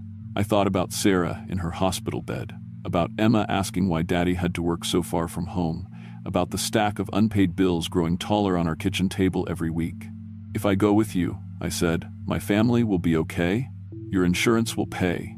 Your death will appear accidental. Your wife will receive treatment from doctors who will work for free and not understand why. Your daughter will attend the finest schools through scholarships that appear from nowhere. And you will provide for them in ways your human life never could." The creature moved closer, and I could smell it now, not the clean salt smell of the ocean, but something older and deeper. Something that had been in dark water for centuries. "But you must choose now," it said. "Fight us, and we take you anyway. Your death becomes suspicious. Insurance investigates. Your family gets nothing but grief and empty questions." The ice reached my deck. I could feel the cold burning through my boots. "Come willingly, and they prosper. This is the bargain we offer all who fish our waters alone." I looked at the photo of Emma I kept taped to my dashboard. 6 years old, missing 2 front teeth, smiling like the whole world was full of wonderful surprises. She'd never have to know her father hadn't been brave enough to save himself. She'd never have to know the ocean had claimed one more fisherman who loved his family more than his own life. "Do I have your word?" I asked. "We have kept this promise for 300 years, the creature said. "Ask the families of the men who serve us now." The Coast Guard found the Sarah Marie 12 hours later, drifting with her engine running and half a tank of fuel. They never found my body. The investigation concluded I'd been working alone in dangerous conditions and fallen overboard during rough seas. Accidental death. The insurance company paid out without question. Sarah got the money she needed for her treatments. A neurologist from Seattle started making house calls, billing his time to a research foundation that didn't exist. Emma's college fund appeared through a banking error that was never corrected. Bills got paid through computer glitches and mysterious refunds that no one questioned too closely. What they don't know is that I work still. In cities built from the bones of whales and the hulls of ships, in farming terraces carved from living coral, in factories that process nutrients from creatures that have no names. I breathe water like air now, and I see my family in dreams that feel more real than memory. Sometimes, late at night when the currents are right, I swim close to the surface near Kodiak. I can't reach land, can't speak to them directly, but I make sure the things they need find their way to them. Fresh king crab appears on Sarah's doorstep every week, delivered by men who don't remember making the delivery. Emma's teachers receive anonymous donations that fund her activities. Sarah's medical appointments are mysteriously rescheduled to better doctors who never send bills. The Kolopiluit keep their promises. We all do. But here's what the creature didn't tell me. What I learned only after I made my choice. We don't just work in their cities. We hunt for them too. Every few years, when the ocean grows hungry, we rise to the surface and call to fishermen who work alone in dangerous waters. We echo their voices on the radio. We put their belongings in crab pots. We show them the impossible choice between their lives and their families' futures. And when they choose love over survival, as they always do, we welcome them to the depths. My name is Jake Thompson, and I've been fishing these waters for 18 years. 3 of them above the surface, 15 below. If you're a fisherman working alone, if you have family that depends on you, if you love them more than you fear the dark, listen for your own voice on the radio. We're calling. Rating 1010. Achieves maximum horror through psychological dread, cosmic helplessness, and the devastating realization that love itself can become a trap.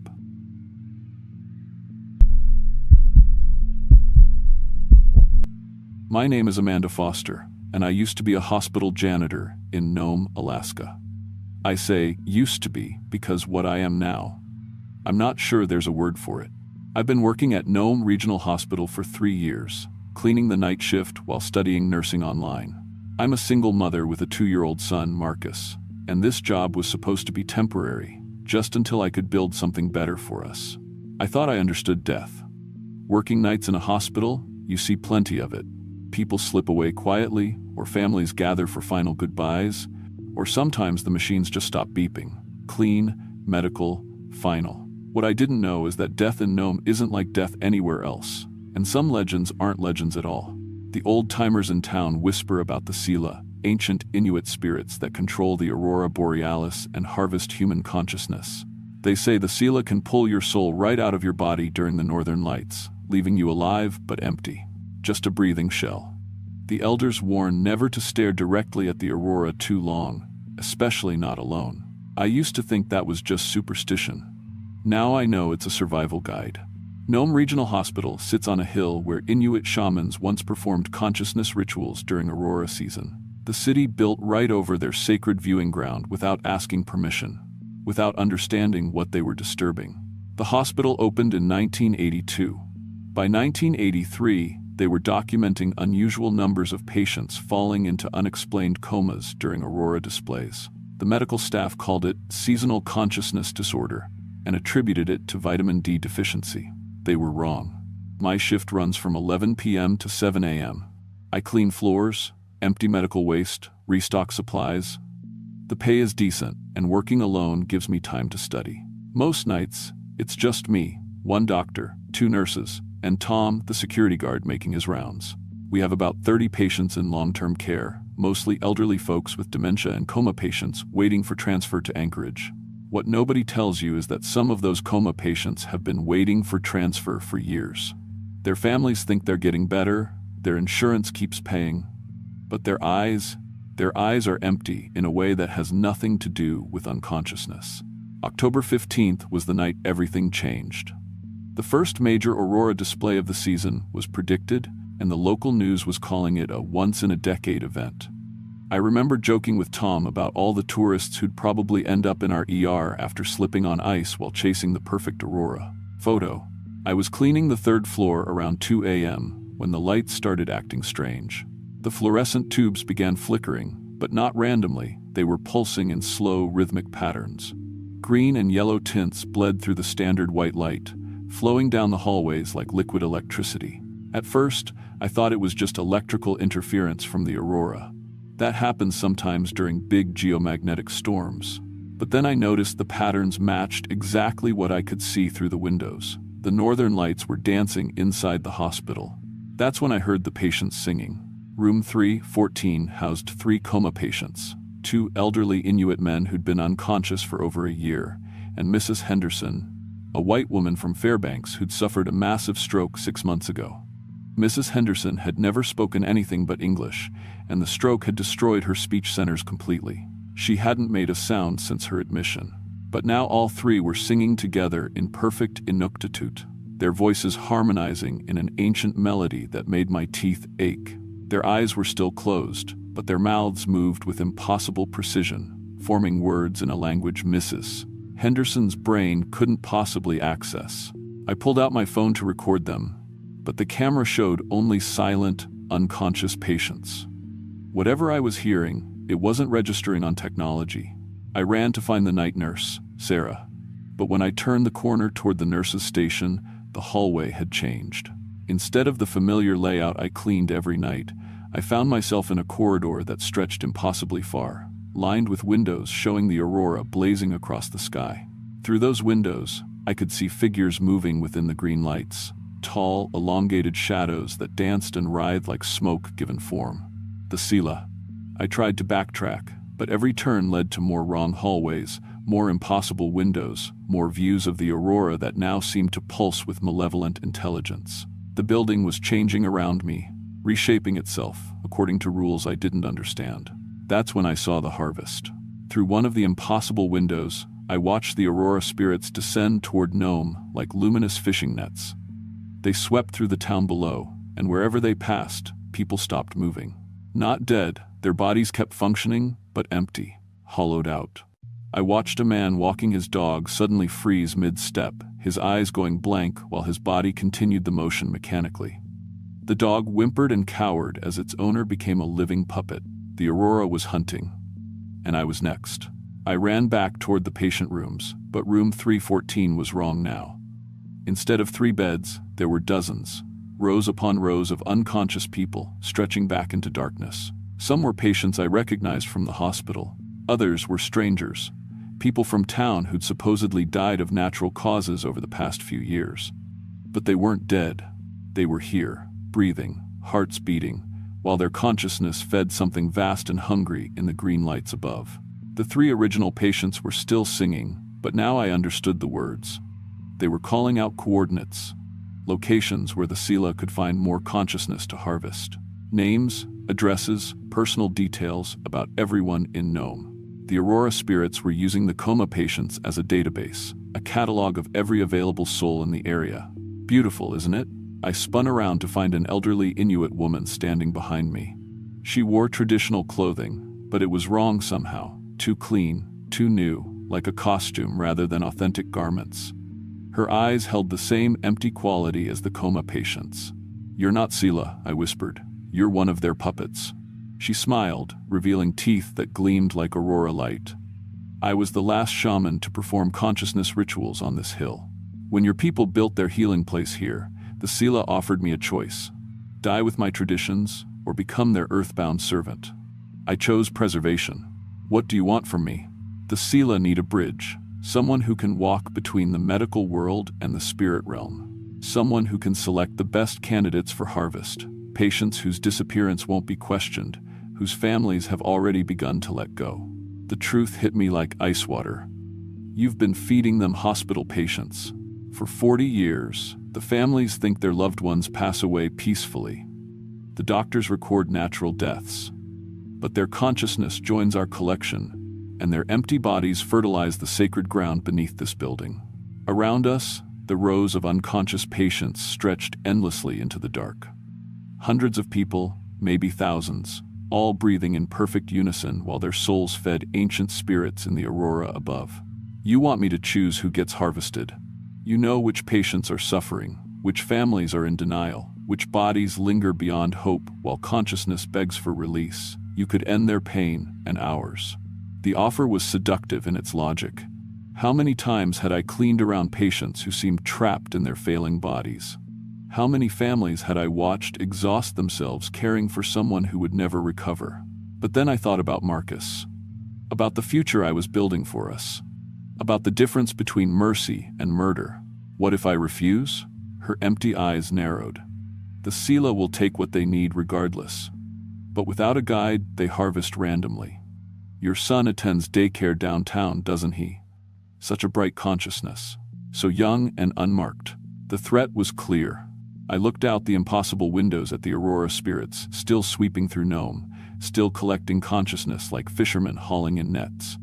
If I didn't help them select targets, they'd take Marcus. How do I know you'll keep him safe? Because you'll be watching. You'll guide the harvest personally, ensuring it takes only those who are ready to let go. Your son will be protected because you'll be one of us. She gestured to the singing patients. They help us catalog and communicate. You'll help us choose. A more active role, but much more rewarding. I stared at those endless rows of harvested people, their bodies sustained while their consciousness fed something inhuman.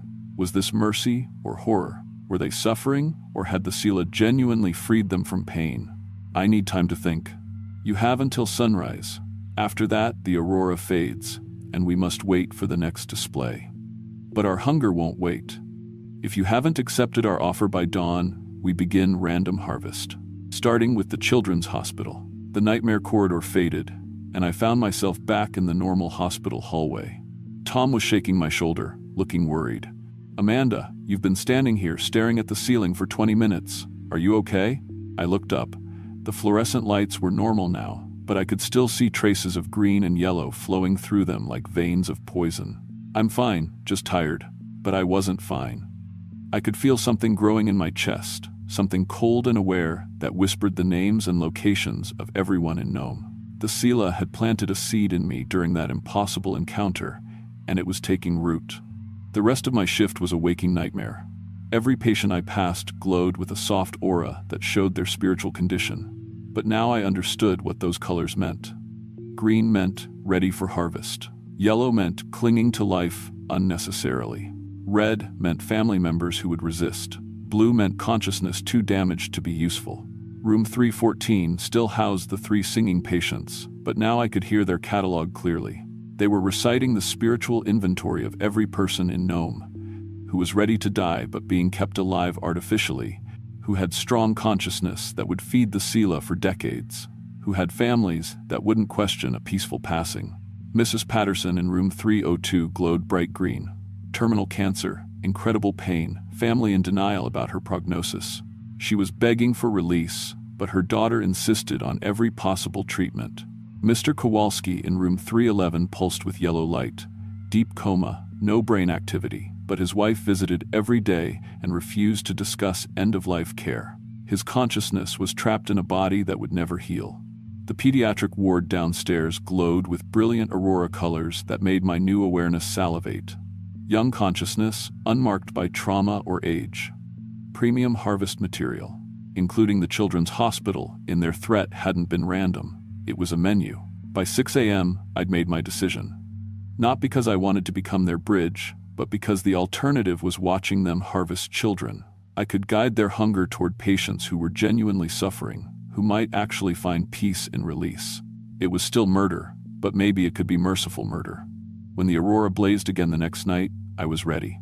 The hospital transformed around me as I walked through impossible corridors toward the harvesting chamber. The elderly shaman was waiting, along with dozens of other empty-eyed servants, former hospital staff, patients, townspeople who'd made the same choice I was making. "You've decided wisely," she said. I watched through the aurora-lit windows as the Sela descended toward Nome. This time, I guided their nets. Mrs. Patterson first, her consciousness lifted away like smoke, while her body finally relaxed into peaceful death. Her family would find her in the morning, grateful that her suffering had ended naturally. Mr. Kowalski next. His wife would mourn, but she'd also feel relief that the vigil was over. His consciousness joined the collection, while his body released its final breath. Patient after patient, I guided merciful harvests. Each death would appear natural. Each family would find closure. The Sela fed, and the suffering ended. But it wasn't enough for them. "The children's ward," the shaman whispered. "Just one." As a show of commitment, I tried to refuse, but the seed in my chest had grown into something that overrode my will.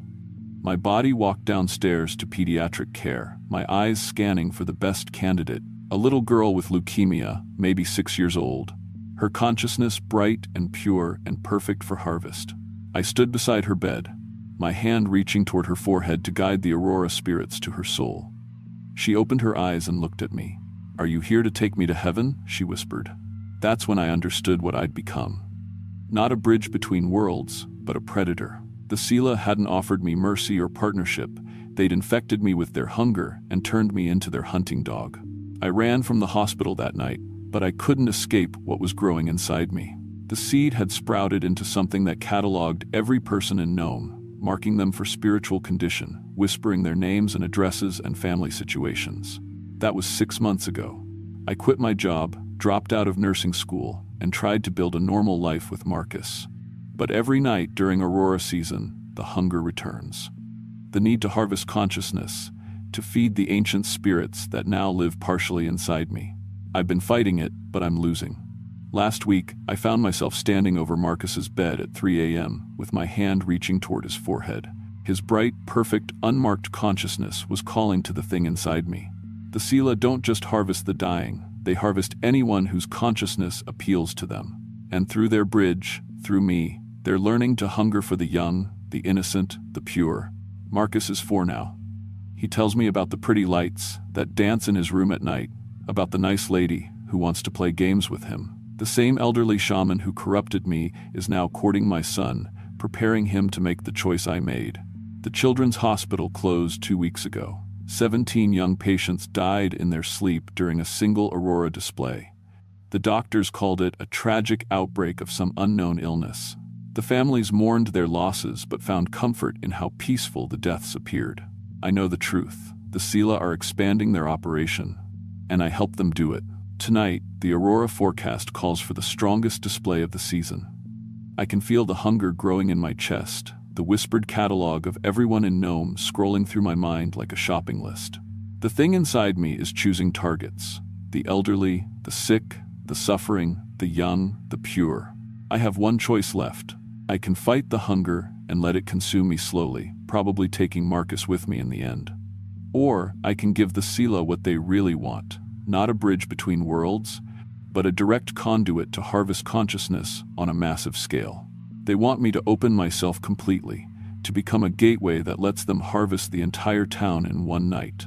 Everyone in Nome, all at once, their consciousness feeding the Aurora spirits, while their empty bodies remain to decompose slowly in their homes and workplaces.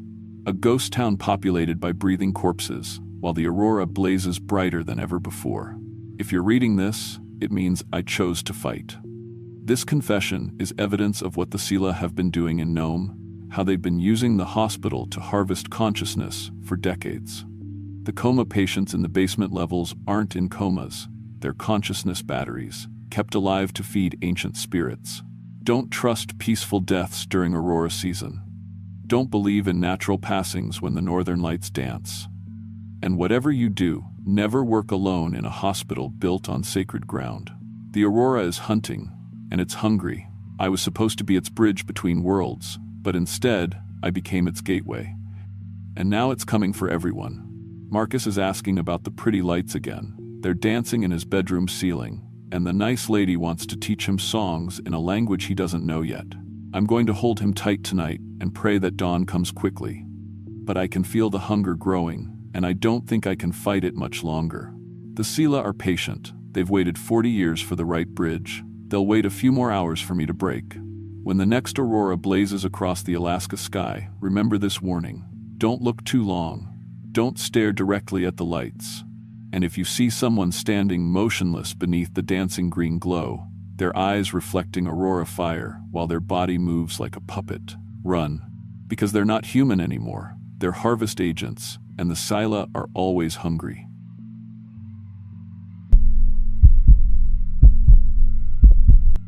My name is Jake Morrison, and I've been crab fishing in Alaskan waters for 16 years.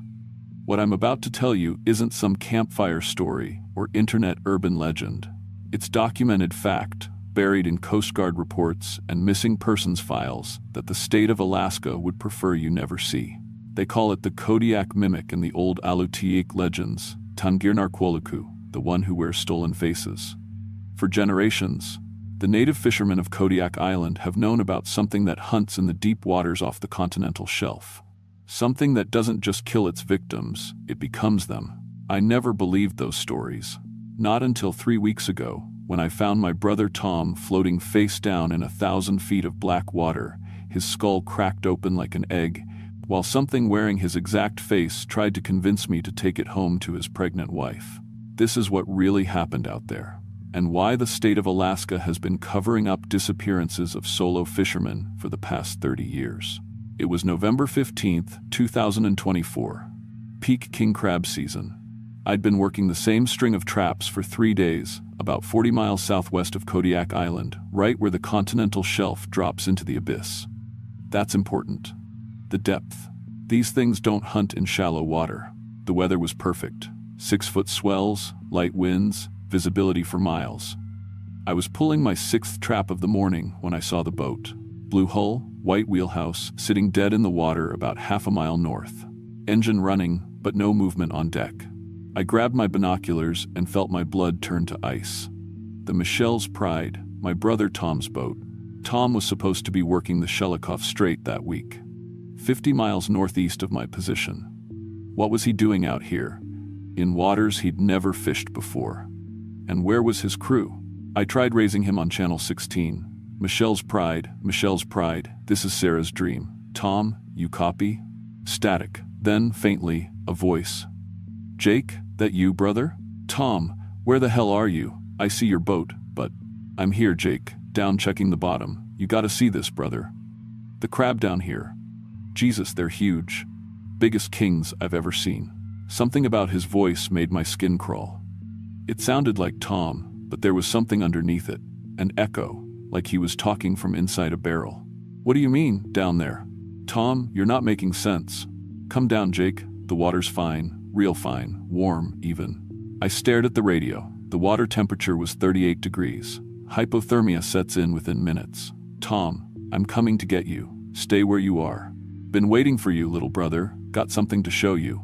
I gunned the engine toward the Michelle's Pride, dread building in my chest with every yard. As I got closer, the wrongness became obvious. The boat was running perfectly. I could hear the diesel purring, but there was nobody at the helm. Coffee was still steaming on the wheelhouse counter. A half-eaten sandwich sat on the chart table. fresh cigarette still burning in the ashtray. But no crew. Anywhere. I tied up alongside and climbed aboard, shouting Tom's name. The silence was absolute, except for the steady rumble of the engine. In the wheelhouse, I found the logbook open to today's entry. Tom's handwriting, 0630 hours. On station, crew reports good spirits, weather holding. The last entry was time-stamped 20 minutes ago. That's when I noticed the blood. Just a few drops on the deck near the hydraulic puller. Fresh blood. Still wet. I followed the trail to the starboard rail, where it stopped abruptly at the water's edge. The radio crackled. "Jake, you on my boat?" "Tom, thank God. Where are you?" "Told you, I'm down here, with the crab."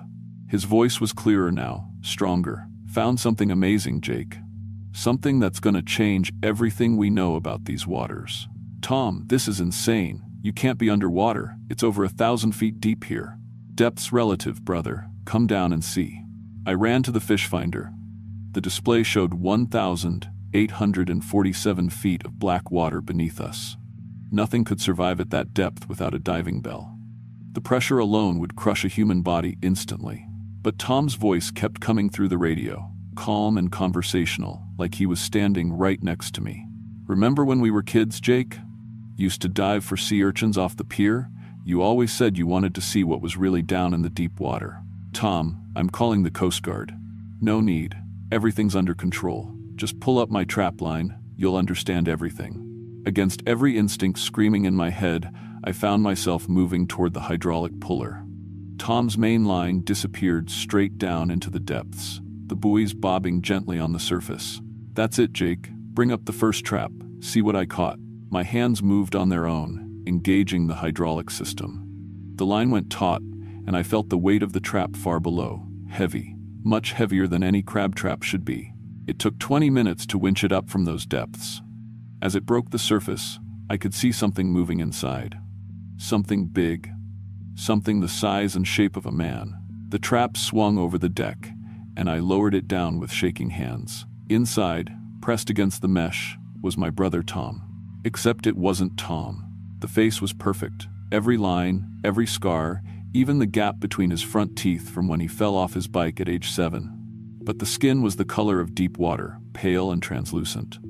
Behind his ears, I could see gills opening and closing rhythmically. And his eyes were completely black, like a shark's. "Hey Jake," it said with Tom's exact voice. "Help me out of here, would you?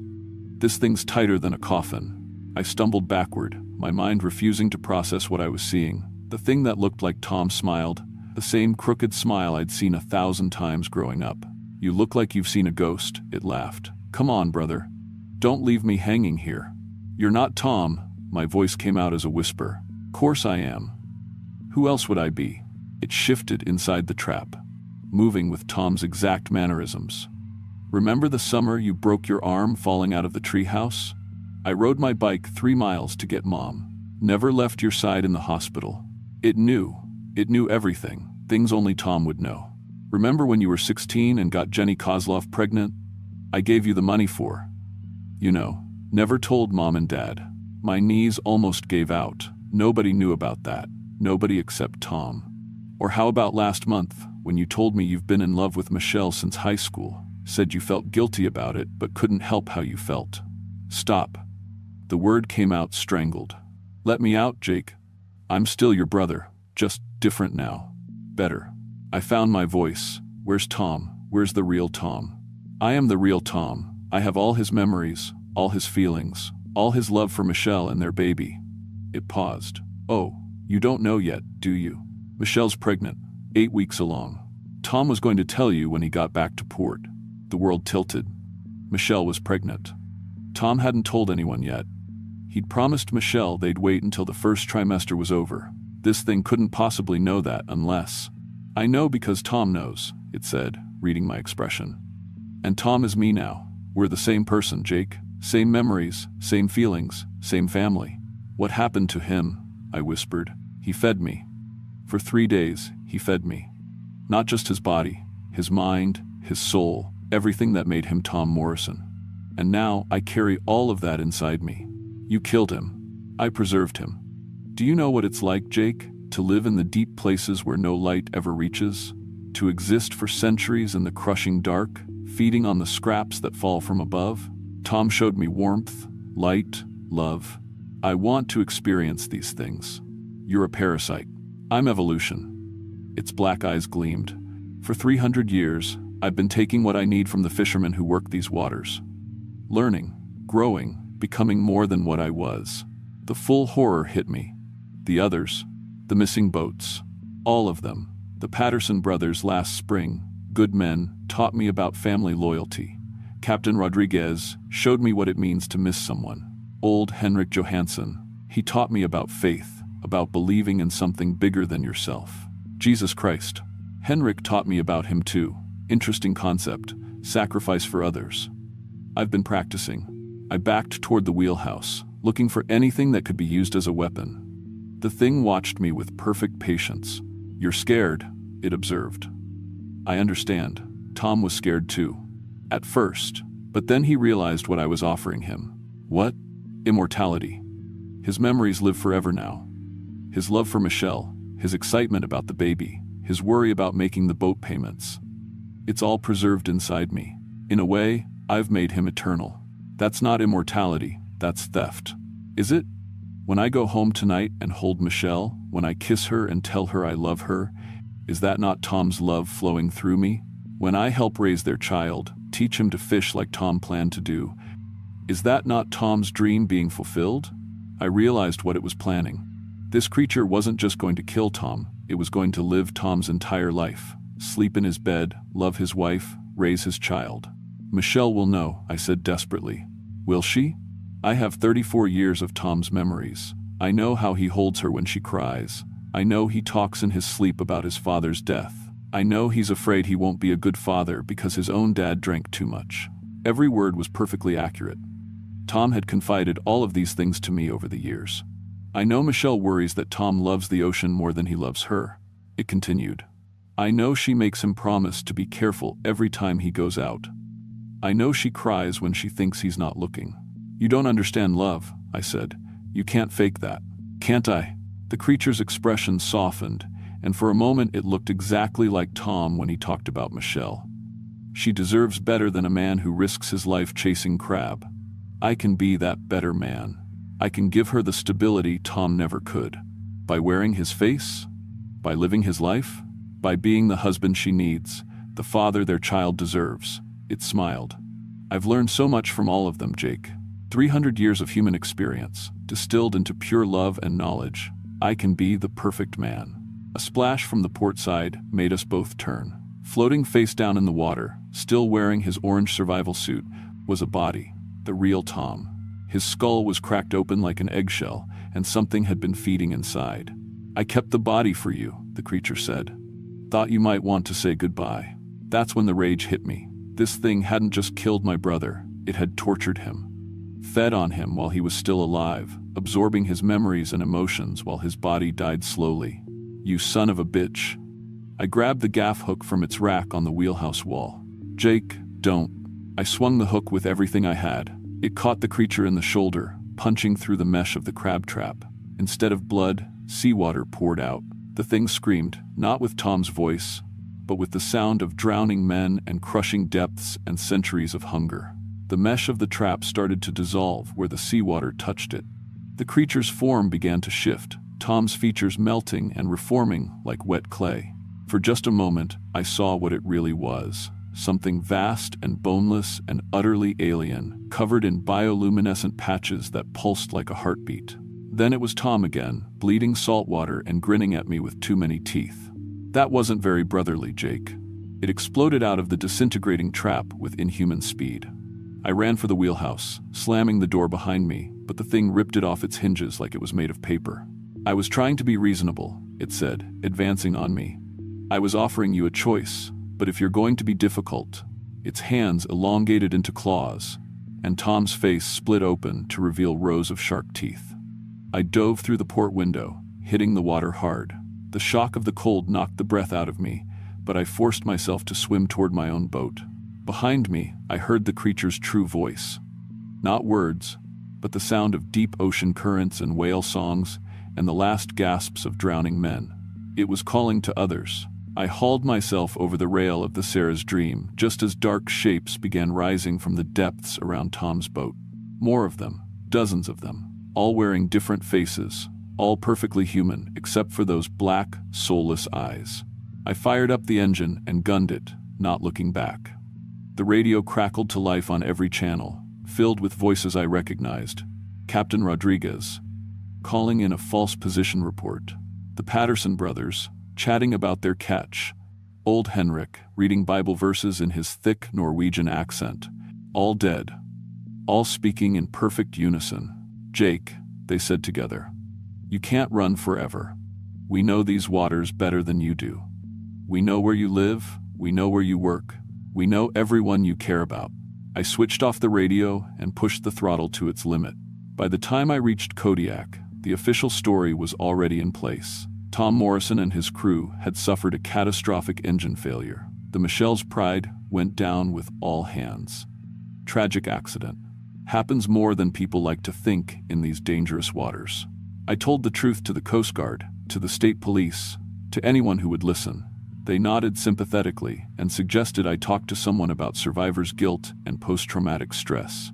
The official report listed me as emotionally compromised and possibly delusional due to hypothermia exposure. But I knew someone would have to be taking my claims seriously because 3 days later, 2 men in expensive suits showed up at my apartment. No badges, no identification, just business cards with phone numbers and the state seal of Alaska. Mr. Morrison, the older one said, we understand you've been making some unusual claims about your brother's death. You mean the truth? We mean allegations that could damage Alaska's fishing industry, tourism, the state's reputation. They showed me a folder thick with similar reports going back 30 years. Fishermen who'd encountered unusual marine phenomena.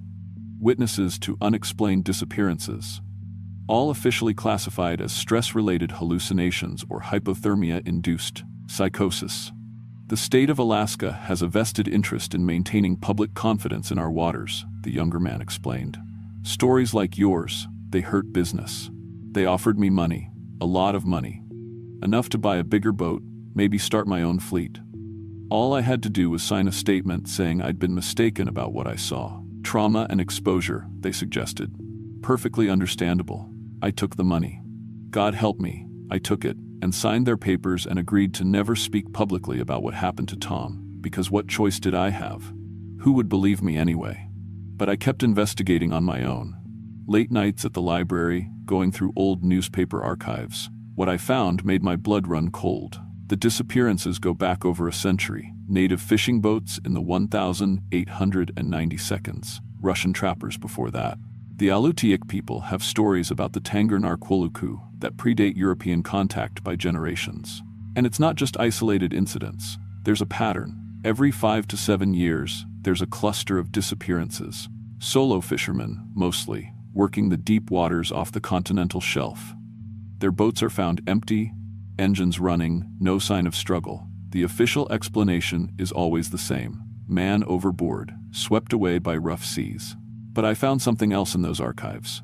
Newspaper photos from memorial services. Grieving families. And in the background of those photos, again and again, I found the faces of the dead fishermen. Different names, different families, but the same faces. The Patterson brothers are living in Anchorage now, working construction under different names.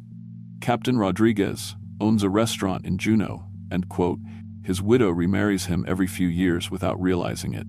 Old Henrik Johansson has died and been reborn 8 times in the past 40 years, always finding new families to infiltrate.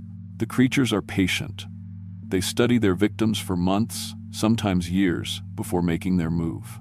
They learn everything, family histories, personal secrets, intimate details of marriages and friendships. Then they strike, taking over entire lives with perfect precision. Michelle remarried 6 months after Tom's funeral. Nice guy named Mike, who reminded her so much of Tom, same laugh, same stories, same gentle way of touching her growing belly. They're very happy together, from what I hear. The baby was born healthy, a son. They named him Thomas, after her late husband. I see Mike around town sometimes.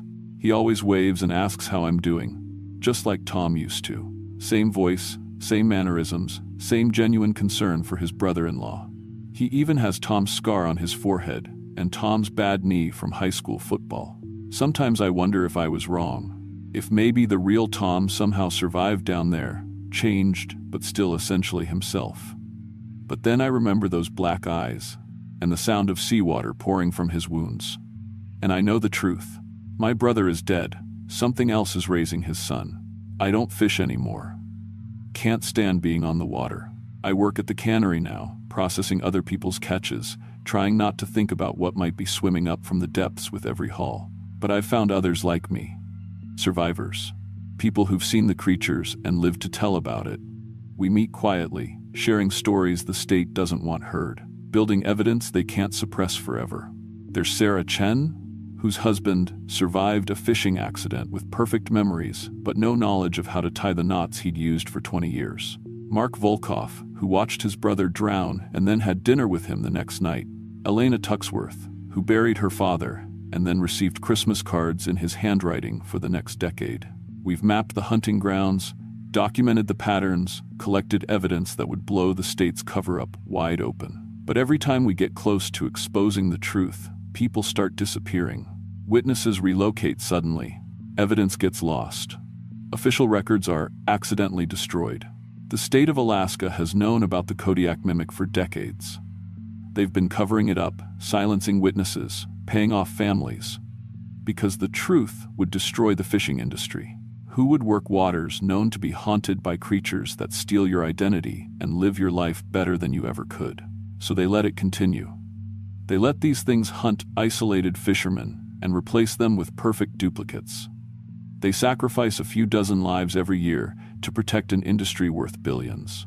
But the creatures are getting bolder, expanding their territory, learning to mimic not just fishermen but Coast Guard officers, state officials, anyone with access to boats and deep water. How many people in positions of authority are actually ancient predators wearing stolen faces?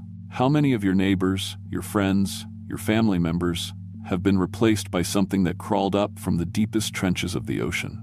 I'm telling you this now because I may not get another chance. They're closing in on our little group of survivors, people who know too much, people who won't stay silent. If something happens to me, if I disappear or have an accident, remember this story. Remember that the waters off Alaska are hunting grounds for creatures older than human civilization. Remember that the state knows and doesn't care as long as the money keeps flowing. And if you work these waters, if you fish alone in the deep places where the continental shelf drops into the abyss, remember this. When you see an empty boat floating with its engine running, don't investigate. When you hear familiar voices calling from impossible depths, don't answer. When something that looks like a missing friend or family member asks for help, don't trust it. Turn around, run, get as far from the water as you can. Because the Kodiak mimic is real. It's hunting, and it's wearing the faces of everyone you've ever loved. The truth is, down there in the deep places, in Coast Guard files marked classified, in state records sealed for public safety. The truth is that Alaska's waters are feeding grounds for something that sees human lives as nothing more than costumes to wear and discard. And the truth is that they've been getting away with it for over a century, because the people in power would rather sacrifice a few fishermen than lose a few $1 billion. But now you know. Don't let them silence this story like they silenced all the others. The Kodiak mimic is real, and it's coming for you next.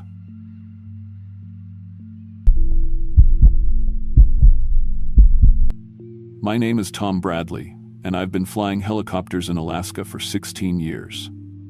I got my commercial pilot's license when I was 22, right after my daughter Emma was born. Her mother left us when Emma was 3 months old, said she couldn't handle the crying, the responsibility, any of it, so it was just me and Emma. I chose Alaska because the pay was 3 times what I'd make in the lower 48, and I needed every dollar for her future. Every flight I took, every supply run, every tourist trip, it was all for Emma's college fund, for her future, for the life I promised her she'd have. She's 14 now, living with my sister in Anchorage during the school year, and every dollar I make still goes to her. Flying isn't just my job, it's everything. It started as a routine supply drop on March 15th. Doctor, Sarah Chen's research team had been studying glacier retreat patterns for 3 months, camping at a station about 40 miles northeast of Juneau in the Taku Glacier region. Every 2 weeks, I'd fly out with fresh supplies. The weather was clear that morning, rare for March, and I was actually looking forward to getting home early. Emma's spring break started the next day, and I'd promised to take her ice fishing. The research station sat on a flat area between 2 massive glaciers, accessible only by air. As I approached, something made me circle twice before landing. There were dark marks on the ice near the landing pad, long, deep scratches that definitely weren't there 2 weeks ago. Through my headset, I radioed the station. "Dr. Chen, you copy?" "Tom, inbound." "What's with the markings near the pad?" "Static." Then, silence. I circled again, lower this time. The scratches were huge, maybe 10 feet long each, gouged deep into ice that should have been hard as concrete. They looked like claw marks. But no bear could make marks that big. And no bear would be out on open glacier ice anyway. They'd stick to the tree line, to places with food. My fuel gauge showed 3/4 full. Plenty to head back if something felt wrong. But Dr. Chen's team was expecting supplies, and I'd never failed to complete a contract. Professional pride? Maybe. Or just stupidity. I sat down next to the station, but I kept the engine running, rotors at idle. Something felt wrong. The door to the station was closed, which was weird. They always heard me coming from miles away and were usually waiting outside, eager for mail and fresh food. I keyed my radio. "Dr. Chen? Station, do you copy?" "Nothing." I shut down the engine. The silence that followed wasn't natural. No wind. No birds. Not even the usual groaning and cracking of glacier ice settling. Just my own breathing and the tick-tick-tick of the cooling turbine. "Dr. Chen?" I called out, my voice swallowed by the emptiness. I walked toward those claw marks, my boots crunching on ice. Up close, they were even worse. 4 parallel lines, each one curved slightly, like something had dragged massive claws through solid ice while sprinting at full speed. The edges were smooth, almost polished. But here's what made my stomach drop. There were dozens of them, all leading toward the research station, all coming from the same direction, deeper into the glacier field where nothing should live. Then I saw the camp. About 200 yards away, near a pressure ridge, there were structures. My brain tried to make sense of them, maybe equipment storage, maybe something the research team built. But as I got closer, I realized these weren't human constructions. They were hunting blinds. Ice blocks stacked 4 feet high, arranged in a perfect circle around a flat area, each one positioned with a clear sightline to my landing pad. Inside the circle were tools. Not modern tools, primitive ones. Spears made from yellowed bone, lashed together with what looked like dried sinew, sharp rocks tied to wooden handles with strips of hide. And in the center, deliberately placed, a model helicopter made from ice and sticks, about a foot long, with both rotor blades snapped off. My hand went to my radio. "Station, this is Tom Bradley. I need immediate response." "Over." Static, then, "Tom, Jesus Christ, is that you?" Dr. Chen's voice, but wrong, strained, terrified. "I'm at your landing pad. What the hell is—" "Get inside, now. Don't look at the ridge, just get inside." I turned toward the ridge she mentioned. 3 figures stood silhouetted against the white ice, maybe half a mile away, tall at least 7 feet. They weren't moving, just standing there, watching. I ran. Dr. Chen yanked me inside the station and slammed the door. The research team, 5 people who'd been healthy and excited 2 weeks ago, looked like they'd aged years. Hollow eyes, unwashed hair, hands trembling. One of them, a young guy named Mike, was rocking back and forth in a corner, muttering something I couldn't make out. "What happened here?" I asked. Dr. Chen pulled up video footage on a laptop. This was 4 nights ago. The night vision camera showed the glacier bathed in moonlight. For several seconds, nothing moved. Then figures appeared at the edge of the frame, 5 of them, walking upright like humans, but moving wrong. They covered ground in long, fluid strides that didn't match their leg movements. Like watching a video in the wrong frame rate. They approached my landing pad, circled it slowly, then began building those ice structures. But that wasn't the worst part. The worst part was when they finished. One of them, the tallest, approached the camera directly. Its face filled the frame. It wasn't human. The skull was elongated, the jaw too wide, the eyes too far apart. But there was intelligence there. It looked directly into the camera lens, tilted its head like it was studying the equipment, then reached out with a massive, pale hand and adjusted the camera angle. "They know what cameras are," Dr. Chen whispered. "They understand surveillance." "Where's the rest of your team?" I asked. "You said 5 people. I only count 4 here." The silence that followed was worse than any answer. "David went outside 3 nights ago," Dr. Chen finally said. "We told him not to. He wanted to get closer, to document them. We heard him screaming for a long time." "Jesus Christ, did you radio for help?" "Radio's been dead for 2 days. Satellite phones stopped working yesterday. Every electronic device we have is failing one by one. Tom, they're doing it. They're shutting us down systematically." Mike spoke up from his corner, his voice barely above a whisper. "They took David apart. We watched through the window. They took him apart to see how he worked. Like we were dissecting a frog in high school. They wanted to understand human anatomy. I felt cold that had nothing to do with the temperature. We're leaving, right now. Pack only what you can carry in 5 minutes." "They won't let us, Doctor," Chen said flatly. "Tom, they've been watching you too. Every flight you've made to this region for the past 3 months. We found your helicopter in their recordings, hours of footage. They've been studying you, learning your patterns, waiting for the right moment." She pulled up another video file. This one showed my helicopter from 2 weeks ago, filmed from a concealed position. I watched myself land, unload supplies, take off. The camera tracked my departure, and I could hear sounds in the background, clicks and whistles, like a language. "What are they?" I asked. "Our best guess, Doctor." Chen pulled up an anthropology textbook on her laptop. "Homo heidelbergensis, or a related subspecies. Proto-humans that adapted to Ice Age conditions and never went extinct. The fossil record says they should have disappeared 200,000 years ago. But what if some populations survived in the glaciers? What if they've been here the whole time, isolated, evolving in ways we can't imagine? That's insane." "So, is what's outside that door?" I looked out the window. The 3 figures on the ridge had multiplied. Now there were dozens of them, spread out in an organized formation. They weren't moving, just standing there, waiting. "How long until dark?" I asked. Dr. Chen checked her watch. 4 hours. "Then we go now. We load the helicopter and we leave before they make their move." We spent the next 30 minutes loading essential equipment. The whole time, I watched those figures on the ridge. They didn't come closer, but they didn't leave either. More kept appearing from behind ice formations, from crevasses I hadn't noticed before.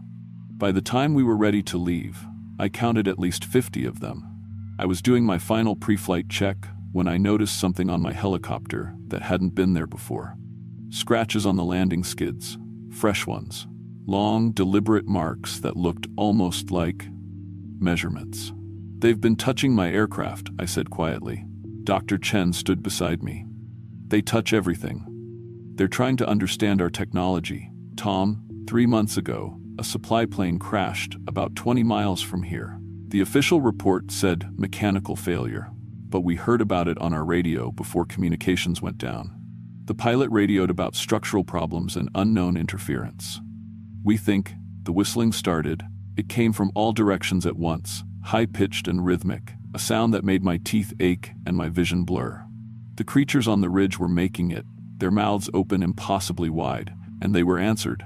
From behind every ice formation, from crevasses and snowbanks, hundreds more appeared. They'd been surrounding us the entire time. "Get in!" I screamed. "Now!" Everyone scrambled into the helicopter. I started the engine, my hands moving through the startup sequence, while my brain screamed at me that we were already dead. The rotors began to spin, slowly at first, building speed. The creatures charged. They moved like nothing I'd ever seen, covering ground in impossible strides, working together with the precision of a military unit. Some carried spears, others carried rocks, and they all moved with one purpose: stop the helicopter. The rotors hit full speed and I pulled up on the collective. We lifted off the ice 10 feet, 20 feet. Something hit the tail boom with a sound like a gunshot. The helicopter shuddered violently and warning lights exploded across my dashboard. Tail rotor pressure. Hydraulic system 1. Transmission temperature. "Come on, baby," I muttered, fighting the controls. The aircraft wanted to spin, wanted to drop, but I'd been flying for 16 years and I knew every trick. We climbed 50 feet, 100 feet. Another impact, this time on the underside. The fuel gauge dropped from 3/4 to empty in 5 seconds. That was impossible. Fuel doesn't just disappear. They'd hit something critical. Through the windscreen, I saw one of the creatures winding up with a spear. It wasn't just throwing, it was calculating angle, trajectory, leading the target like it understood physics. The spear flew. It punched through the windscreen 6 inches from my head and embedded itself in the back wall. The cabin depressurized with a shriek, and freezing air blasted through the hole. "Hold on," I shouted, but my voice was lost in the wind. The engine temperature spiked into the red, the oil pressure dropped. The transmission was grinding, making sounds metal should never make. I'd been a pilot for 16 years, and I knew what these warnings meant. We had minutes before catastrophic failure. "How far can we make it?" Dr. Chen shouted. "I don't know," I admitted, and saying those words out loud made it real. We were going to crash. It was just a question of where. We made it 12 miles before the engine started seizing. Black smoke poured from the cowling. The controls went from stiff to nearly impossible to move. I found a flat area on the glacier and brought us down hard. We hit with bone-jarring force, the landing skids cracking on the ice. The engine died with a sound like a dying animal. I climbed out to assess the damage, and my stomach dropped. The spear had punched through the tail boom and severed the drive shaft. That alone was mission-critical damage. But there was more. The underside of the helicopter showed deliberate cuts in hydraulic lines, gouges in control cables, and something that made my blood run cold. The fuel line had been punctured with surgical precision. Not broken, not torn cut, like someone had carefully selected exactly where to strike to disable the aircraft without destroying it completely. "Is it fixable?" Mike asked, his voice shaking. I looked at my helicopter, my livelihood, my daughter's future, everything I'd worked 16 years to build, and knew the truth. Not here. Not without parts I don't have. They knew exactly where to hit. They've been studying helicopters, learning the weak points. Dr. Chen was looking back the way we'd come. "Tom." I turned. A line of figures was moving across the glacier, maybe 3 miles back but closing fast. They weren't running. They didn't need to.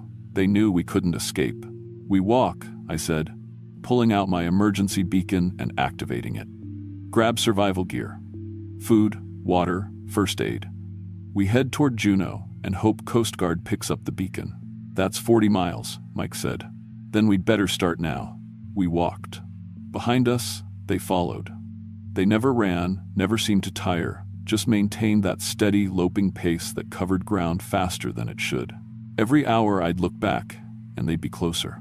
Every hour, there were more of them, like they were communicating with distant packs, calling in reinforcements. As the sun started setting, they were less than half a mile behind. I could see them clearly now, pale skin stretched over elongated skulls, bodies built for cold and endurance, hands that ended in thick, curved claws. They carried their primitive weapons, but they moved with the coordination of something far more advanced than primitive. That's when Mike started screaming. "They're in my head. They're in my head. I can hear them thinking." He collapsed to his knees, hands pressed to his temples. Dr. Chen tried to help him up, but he shoved her away with surprising strength. "They want to understand," Mike shrieked. "They want to know how we work, how we think, how we die." He pulled something from his pocket, a knife from the survival kit, and before any of us could stop him, he slashed his own throat. Blood sprayed across the white ice, impossibly red, steaming in the cold air. Mike fell forward, still twitching, and behind us the creatures stopped. All of them, at once, completely motionless, watching. "Run," Dr. Chen whispered. "Run now." We ran, leaving Mike's body behind, and I heard them descend on it like locusts. Not eating, dissecting, studying, learning. The sound of helicopter rotors was the most beautiful thing I'd ever heard. A Coast Guard Jayhawk appeared over a ridge, responding to our beacon. They landed on stable ice ahead, and we sprinted for it with the last reserves of our strength. As we climbed aboard, I looked back one final time. The creatures had stopped at the edge of a crevasse, maybe 50 of them, standing in perfect formation, watching, learning. The Coast Guard pilot saw them too. "What the fuck are those things?" He breathed. "I don't know," I said. But they just took down my helicopter. They understand how it works. They've been studying us. The Coast Guard wanted to investigate. They mounted a recovery operation 2 days later with armed personnel and proper equipment. But by the time they reached the site, my helicopter was gone. Not crashed, not damaged, further disassembled. They found parts scattered across 2 square miles of glacier, laid out in organized groupings. Electrical components in one pile, mechanical parts in another, avionics in a third. Like something had taken the entire aircraft apart to understand its construction. They found Mike's body, or what was left of it. The medical examiner told me off the record, after too many drinks, that it looked like Mike had been vivisected. His organs had been removed and arranged by system: circulatory, respiratory, nervous. Someone or something had been conducting an anatomy lesson. David's body was never found. The official report blamed mechanical failure and pilot error. My insurance company refused to cover the loss, claiming insufficient maintenance records. The FAA suspended my license pending investigation. Dr. Chen's research funding was pulled, her career destroyed. The other 2 survivors, they didn't survive. Not really.